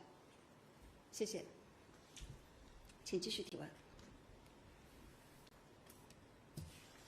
好，请第一排这位记者。谢谢发言人。深圳卫视执新闻记者提问：近日，亚太经合组织第31届贸易部长会议在韩国举行，能否介绍相关情况？将在哪些新兴领域深化贸易合作？谢谢。谢谢你的提问。5月15到16号，在韩国济州举行的亚太经合组织第31届贸易部长会议，是今年全球首场重要多边贸易部长会，受到国际社会高度关注。经过密集磋商，会议形成一系列重要共识，发布了联合声明。会上 ，APEC 成员对单边主义、保护主义严重冲击多边贸易体制等表达了高度关切。各方强调世贸组织的重要作用，支持尽早将促进发展的投资便利化协定纳入世贸组织法律框架，同意推动世贸组织进行必要有意义的改革，并共同推动世贸组织第14届部长级会议取得务实成果。各方重申将继续全面落实2040年亚太经合组织布特拉加亚愿景，推动构建开放、活力、韧性、和平的亚太共同体。各方还围绕区域经济一体化、亚太自贸区建设、数字经济、知识产权、供应链联通、人工智能、服务贸易、标准和合格评定程序等领域达成系列共识，承诺继续深化合作。中方愿与各方加强沟通协作，更好发挥 APEC 平台作用，推动亚太经贸合作更好惠及各经济体和人民，助力构建亚太命运共同体。谢谢，请继续提问。好，请这边第4排这位记者。谢谢凤凰卫视的记者，我们也关注到了上周的这个 APEC 会议上，商务部国际贸易谈判代表兼副部长李成钢也批评了美国的有关人工智能芯片的出口管制，请问您对此有何评论？谢谢。好，谢谢你的提问。正如刚才已经提到了，5月15到16号，亚太经合组织第31届贸易部长会议在韩国济州举行，商务部国际贸易谈判代表兼副部长李成钢率团参会，并围绕多边贸易体制推动互联互通、人工智能创新促进贸易便利化、可持续贸易助力繁荣发展等议题阐述中方立场。关于你提到的美国对人工智能芯片的出口管制问题，中方已多次阐明立场。美方滥用出口管制，对中国进行遏制打压，违反国际法和国际关系基本准则，严重损害中国企业正当权益，危害中国发展利益。中方对此坚决反对，将密切关注美方后续情况，并采取坚决措施维护自身正当权益。谢谢，请继续提问。好，这边第3排这位记者。21世纪经济报道记者提问。我们注意到，在以旧换新政策的带动下，家电零售已经连续8个月保持2位数的增长，能否请您介绍一下相关情况？好，谢谢您提问。根据相关部门统计，2024年9月到2025年的4月，家电类商品零售额连续8个月保持2位数增长。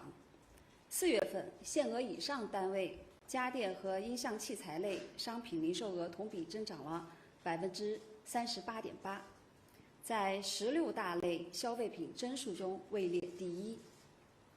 今年以来，商务部会同相关部门扩围提质家电以旧换新政策，成效持续显现。在这儿，我想从4个维度向大家分享几组数据。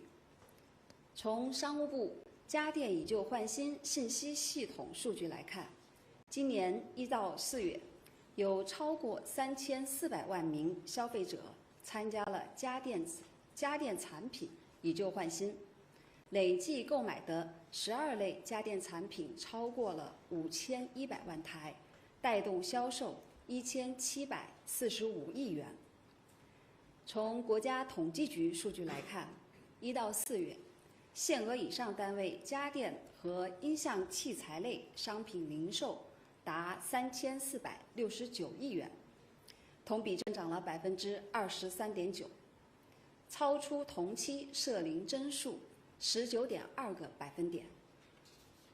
从第三方市场机构数据来看，今年前4个月，重点城市家电销售中，净水器、油烟机、燃气灶、洗碗机线下销售额增速分别为45.3%、42%、40.4%和25%。从供销合作总社家电拆解企业数据来看呢，规范拆解各类废旧家电超过了700万台，同比增长了25%。家电以旧换新工作事关千家万户，商务部将继续深入贯彻落实党中央、国务院决策部署，做好组织实施，指导各地不断优化操作流程，强化政策宣介解读，继续提升家电以旧换新政策实效，不断激发家电市场消费活力。谢谢。请继续提问。大家还有其他问题吗？如果没有问题，今天的发布会到此结束，谢谢大家。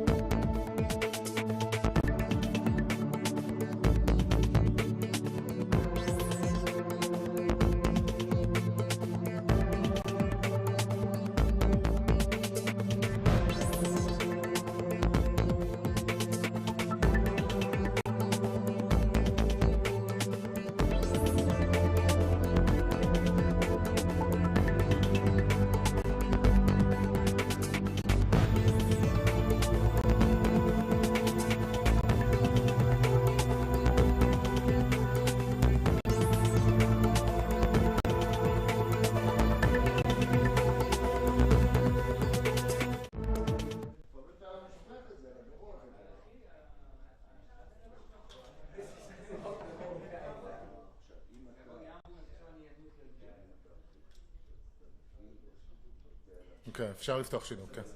כן, כן, כן, תתחיל, חשוב מאוד. לא, תתחיל עם סאונד, אני רוצה לשמוע.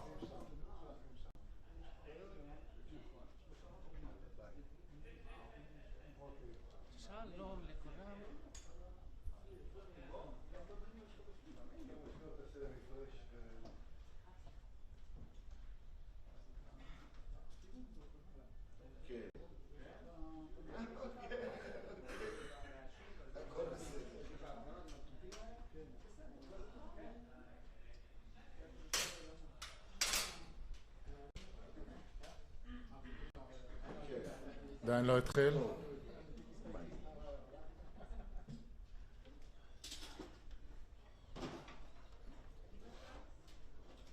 אחד, שתיים.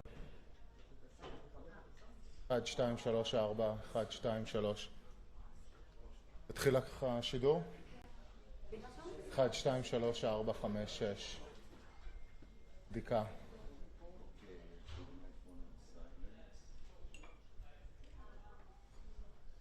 אין לי שידור.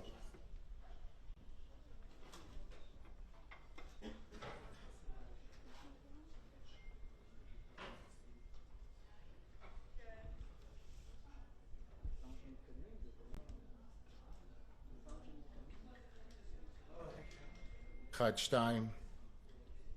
זאת אומרת שאין לי גם תמונה, אין לי כלום, לי אין שידור.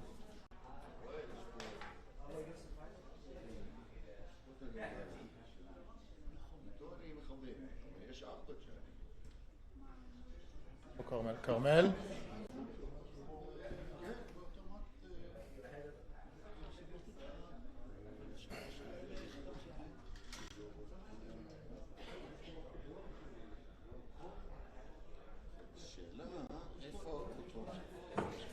איפה יש לך שידור? אני לא רואה את זה. כן, זה אליי. פייסבוק? לא. פשוט זה בדילי מטורף. בטוויטר. אני רוצה טוויטר, אין לי טוויטר, אין לי שידור. זמן להפץ והוחב להקדים את זה. חייבים לבדוק לפני, זה לא יכול להיות מתוזמן לשנייה שהוא עולה. תגידי לאורן בבקשה. מה? הטוויטר אמור עכשיו לעבוד? הוא לא עובד. הירוק. הנה, הירוק. עכשיו זה. אנחנו לא מתחילים את זה עד שזה... איפה דורית? תפסי אותה, תגידי לה שאנחנו נטריל רק שזה עובד.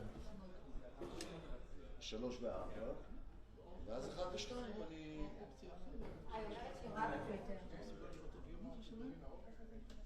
רואה את המטר, כן. לא, רק של 2. 1 ו-2. אבל 1 ו-3, 2 ו-4. לא, זה תמיד היה ככה.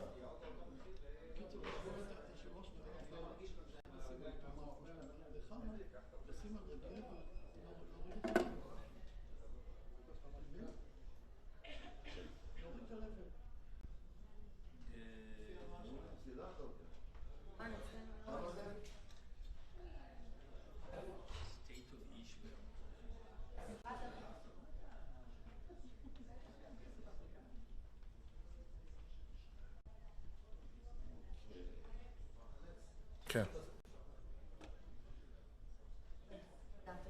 כרמל, את יכולה לדברי עם מרדכי שזה יעלה?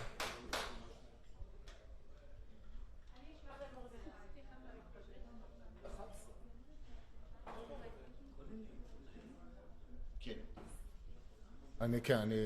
אני חייב להגיד שאני...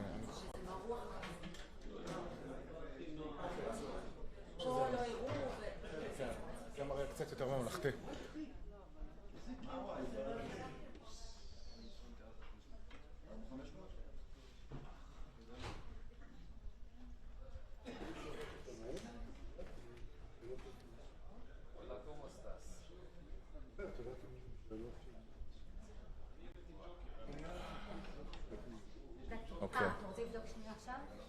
אוקיי, אנחנו בלייב. 1, 2.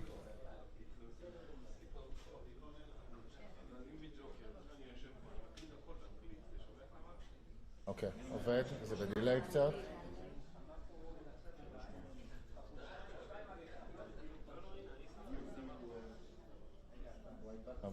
אין לי בעיה עם הדיליי.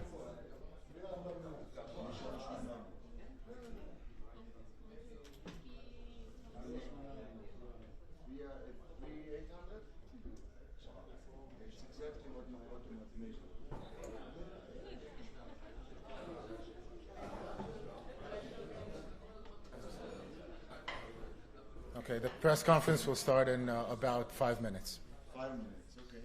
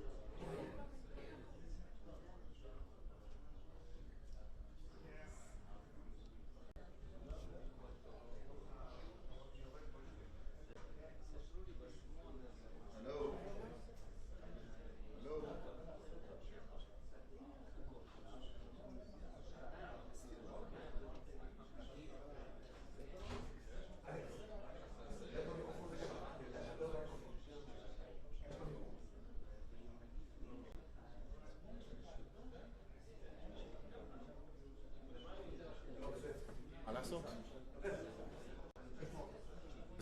זה בדיליי. בדיקה אחרונה.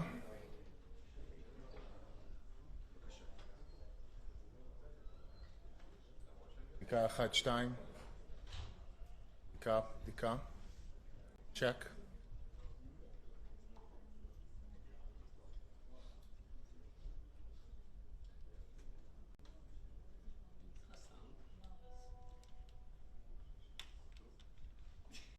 I remind you to have your phones on mute, unlike me.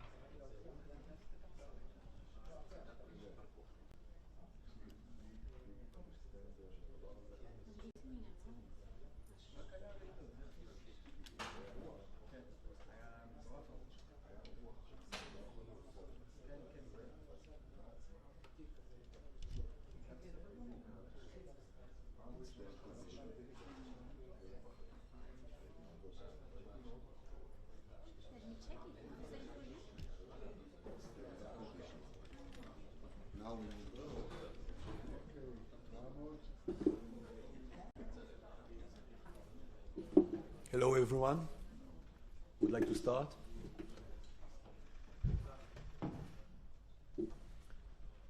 Hello, everyone.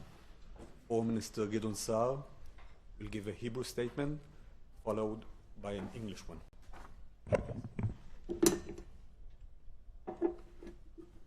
ירון לישינסקי ושרה לין מילגרים, שני צעירים, נציגים של מדינת ישראל, נרצחו לפני מספר שעות בפיגוע טרור מזעזע בוושינגטון. ירון ושרה נרצחו בכנס יהודי של ה-AJC. שוחחתי הבוקר עם דניאל, אביו של ירון. אמרתי לו שבנו היה לוחם במערכה המדינית ונפל כפי שנופל חייל בחזית הקרב. תנחומיי למשפחותיהם, כמו גם לעובדי שגרירות ישראל בוושינגטון. זוהי התוצאה הישירה של הסתה אנטישמית ארסית ורעילה שמתנהלת מאז 7 באוקטובר נגד ישראל ויהודים ברחבי העולם. בתקופה האחרונה אנחנו עדים לגל שלא היה כמותו של פיגועים וניסיונות לפיגועים נגד נציגויות ישראל בעולם, בדגש על אירופה. נציגויות ישראל ונציגי ישראל ברחבי העולם הם מטרה לטרור אנטישמי שחוצה כל הקווים האדומים. דיברתי על כך לא מזמן ביום הזיכרון בטקס לנופלים בשירות החוץ. כל החודשים האחרונים חרדתי שדבר כזה יקרה, וזה קרה. הרשימה הזאת ערכה היום. אנחנו במשרד החוץ ובכל נציגויות ישראל בעולם נוריד היום את הדגל לחצי התורן בעקבות רצח העובדים שלנו. הביע היום גם עם עובדי משרד החוץ, עם הדיפלומטים שלנו שנאבקים בתנאים לא פשוטים בחזית המדינית. אני גאה לעמוד בראש המערכת הזאת. הם משרתים את המדינה, מזוהים עם המדינה, מסמלים את המדינה. הם סופגים התקפות ומילים קשות ורעילות. היום 2 מהם ספגו את כדורי הטרוריסט. קו ישיר מחבר בין ההסתה האנטישמית והאנטי-ישראלית לרצח הזה. הסתה הזאת כוללת גם דוברים רשמיים של מדינות רבות ושל ארגונים בינלאומיים, בפרט באירופה. המילים שהן עלילות הדם המודרניות המופצות נגדנו על ג'נוסייד כביכול, פשעים נגד האנושות והריגת תינוקות, הן מכשירות את הדרך למעשי הרצח האלה.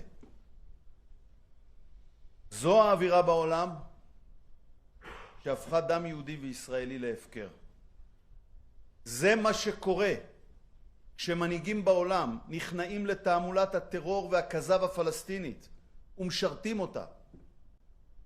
הצהרות וההתקפות שמאשימות את ישראל במקום את החמאס, שהתחיל במלחמה ב7 באוקטובר, והוא גם האחראי הבלעדי להתמשכותה, והוא גם נושא באופן בלעדי באחריות לסבל שנגרם לישראלים ולפלסטינים כאחד.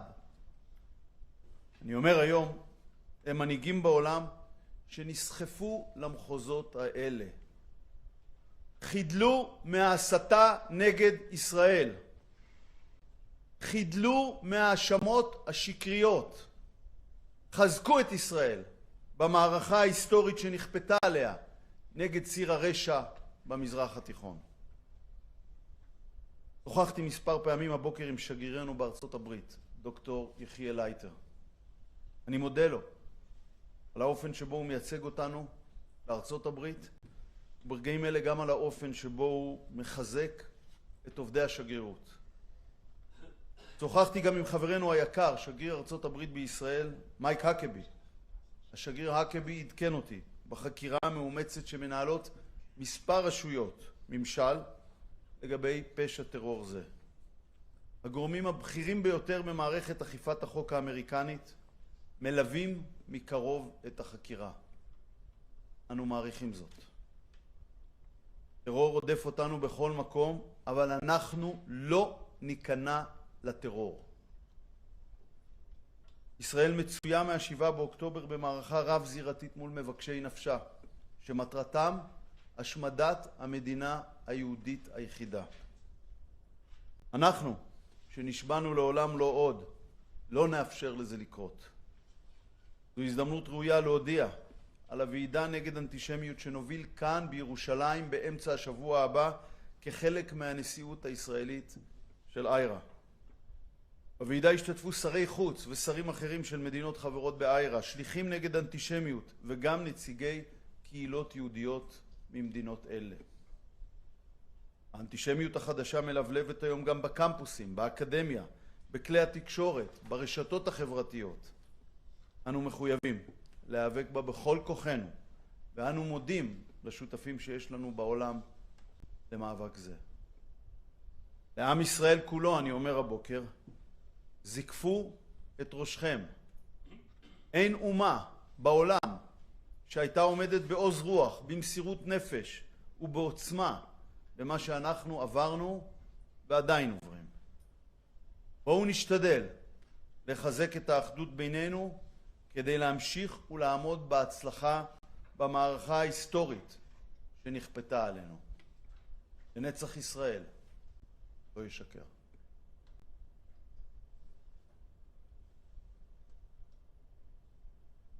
Yaron Nishinsky and Sarah Lynn Millikan, two young representatives of the State of Israel, were murdered a few hours ago in an horrific terrorist attack in Washington.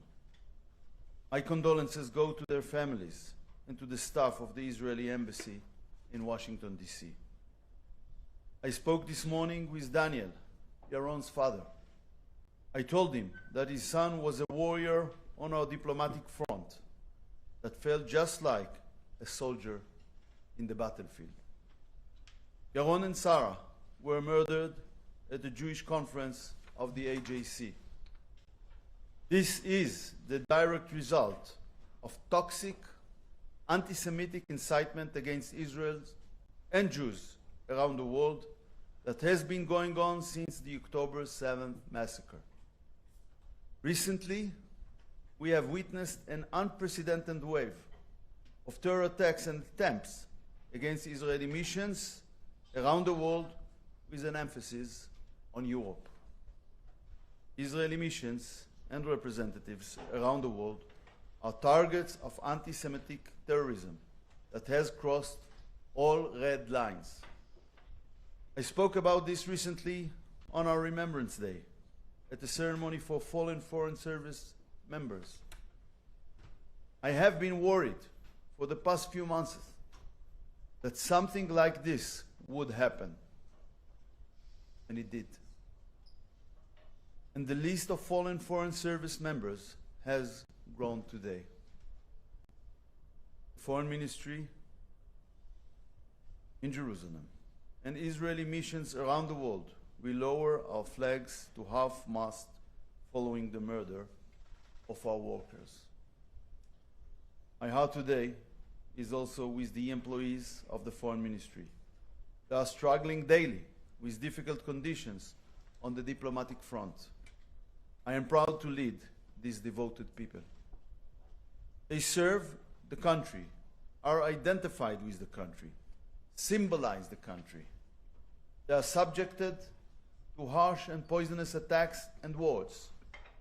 Today, 2 of them were shot by a terrorist.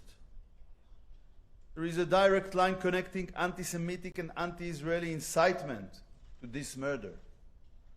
This incitement is also done by leaders and officials of many countries and international organizations, especially from Europe. The words are the modern blood libels. These libels about genocide, crimes against humanity, and murdering babies paved the way exactly for such murders. The global atmosphere has engaged Israeli and Jewish blood, has endangered Israeli and Jewish blood.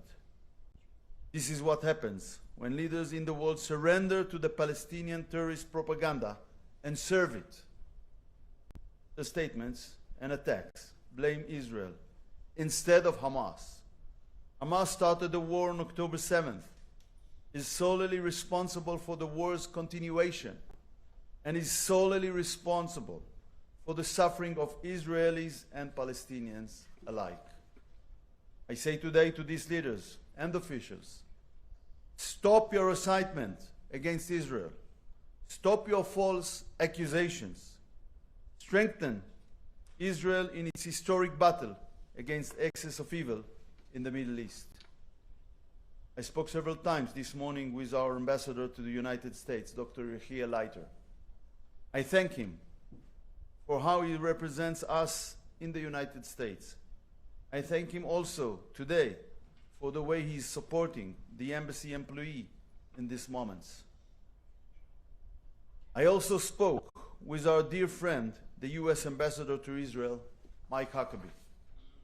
Ambassador Huckabee updated me on the intensive investigations underway by several government agencies into this act of terrorism. The most senior officials in the American law enforcement system are closely monitoring this investigation. We appreciate this. Terrorism is chasing us everywhere, but we will not surrender to terrorism. Since October 7th, Israel has been engaged in a battle on multiple fronts. We are fighting against those whose goal is the elimination of the Jewish state. We who swore never again will not allow this to happen. This is an opportunity to announce a conference against anti-Semitism that we will lead in Jerusalem next week, part of Israel's presidency of the International Holocaust Remembrance Alliance. The conference will be attended by foreign ministers and other ministers of IHRA member states. It will also include envoys for combating anti-Semitism and representatives of Jewish communities from these countries. The new anti-Semitism is also rising today on campuses, in the media, and on social networks. We are committed to fighting it with all our might. We thank the partners we have in the world for this fight. The Israeli people, I say this morning, hold your heads high. No other nation would have stood with such a courage, dedication, and resilience in what we have been through and are still going through during this last year and a half. Let us try to strengthen the unity among us so that we continue to stand successfully in the historic struggle that has been forced upon us. Am Yisrael Chai. Thank you, Foreign Minister. Now take a few questions. Yes, please. The microphone is coming. Thank you, Foreign Minister. Dov Lieber with the Wall Street Journal. A few questions. One, can you give us a little more details about the event where the two victims were killed? What was the event about exactly? Two, do we know if the shooter was working alone? Was there any connection to any other organization? We know Iran, for example, has tried to target Israeli embassies around the world. Do you see any connection there? And lastly, I hear from Israelis they don't feel safe in Israel and they don't feel safe anywhere else in the world, anywhere they go. Why do you think particularly Israelis don't feel safe anywhere in the world? Why in this particular situation for the Israeli people? The answer for your second question is anti-Semitism. The answer for your first questions must be given by American authorities and not by me, because they are holding this investigation, and I'm sure they will accurately report about it.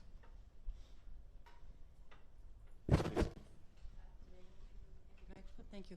Clémence Dibou for BFM TV, French TV. The French government, the British government, the Canadian government, they denounce, I quote, scandalous politics about Israel.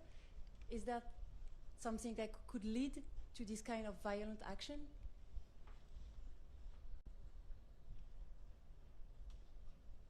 I think I said very clear things, so I'm just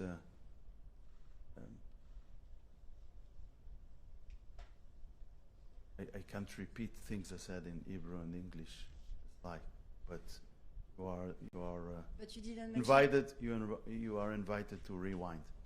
But you didn't mention any country. So, like, I'm French, so do you think that the French government participates to that atmosphere? Rewind. Yes, please. There. Mike Schwartz from CNN. Are you worried that this kind of event is going to be happening all around the world now? That we've gone over, that a red line has been crossed? First of all, I'm very worried. And I want to tell you that during the last months and weeks, we had a couple of incidents in several embassies. Some of them even was not reported, mainly in Europe. And of course, and I've said 3 weeks ago, in our Memorial Day, that we will have challenging days, and I refer to this issue exactly in the continuation of the current wave of anti-Semitism. Will continue to expose Jews around the world, Israelis around the world, and mainly representatives of Israel around the world to terror actions. So the answer is I'm very worried. James, please. Thanks. James Shuttle from the FT. Do you have any figures on how many attacks on embassies or embassy staff there have been since October the 7th, or for this year? I'm sure that the spokesperson can collect the data Sure. and deliver it to the And journalists, but I'm saying there is no 1 week without a terror attacks or attempts terror attacks around the world, and usually more than one. And the second question is, can you give details of the roles that the two victims had at the embassy? תפקידים שלהם בשגרירות.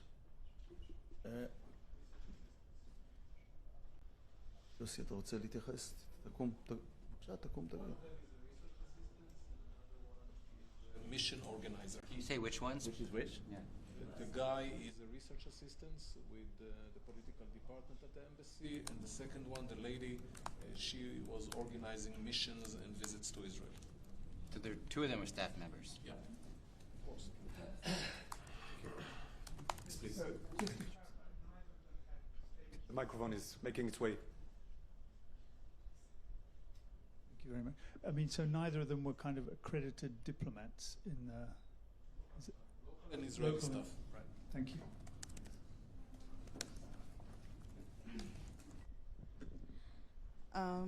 First of all, you keep saying that you recognize a rise in the number of diplomatic attacks. Are you planning to limit the movement of Israeli diplomats across the globe? And can you confirm that the security have told the Israeli representative across the US not to attend any event, including the Jewish community, even not to go to a synagogue in the coming days? And are you planning to change the way Israeli diplomats are operate around the world? And I do want to ask you, you keep saying for world's leader, stop the incitement. But when they're saying Israel, mainly after the Prime Minister's press conference yesterday, Israel is offering the same, more destruction, more death. What do you tell them?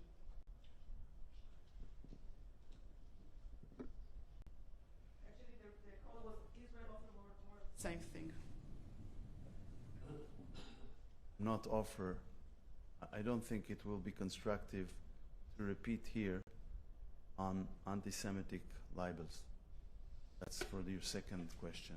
With regard to the first one, I'm keeping the instructions on security instructions for those who are responsible for that, usually and specifically for now, and that is something that monitored all the time. And when there are needs for different or new instructions, it is given. By the way, it's not my decisions of those who are responsible for the security. Okay. We are moving on. Last question. Yes, please. פעם שנייה? סיבוב שני? לא. James Mackenzie from Reuters. Could you just tell us whether, it's a very, tense climate internationally over lots of issues, the Gaza war, anti-Semitic attacks, and so on. Can you say whether there is any sort of concrete contact with countries, in Europe, say, about, between Israeli authorities and European authorities about what can be done in response to these kind of incidents, beyond the sort of political atmosphere there is?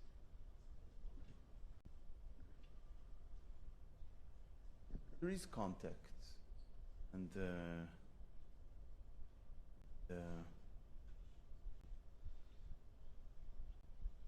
I can say that there is a concern in European countries and for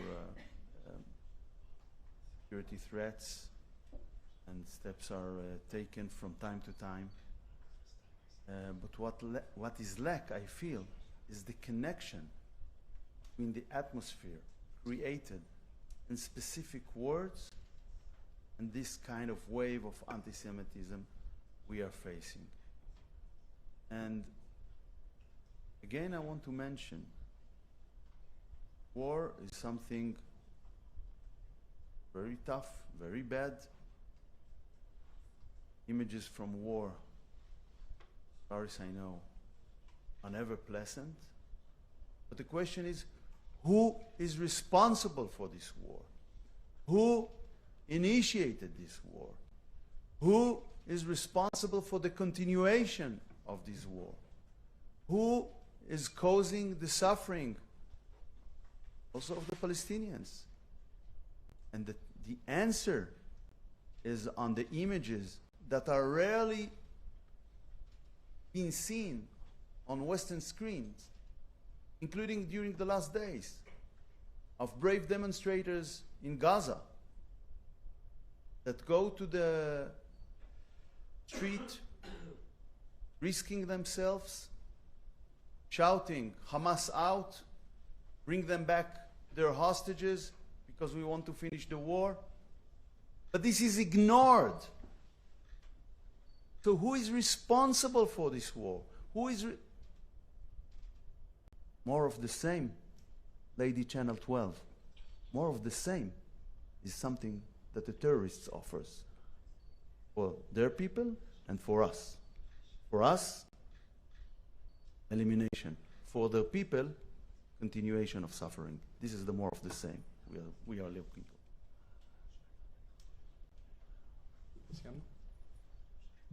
Okay. תודה רבה לכם. Thank you. תודה שבאתם. Thank you.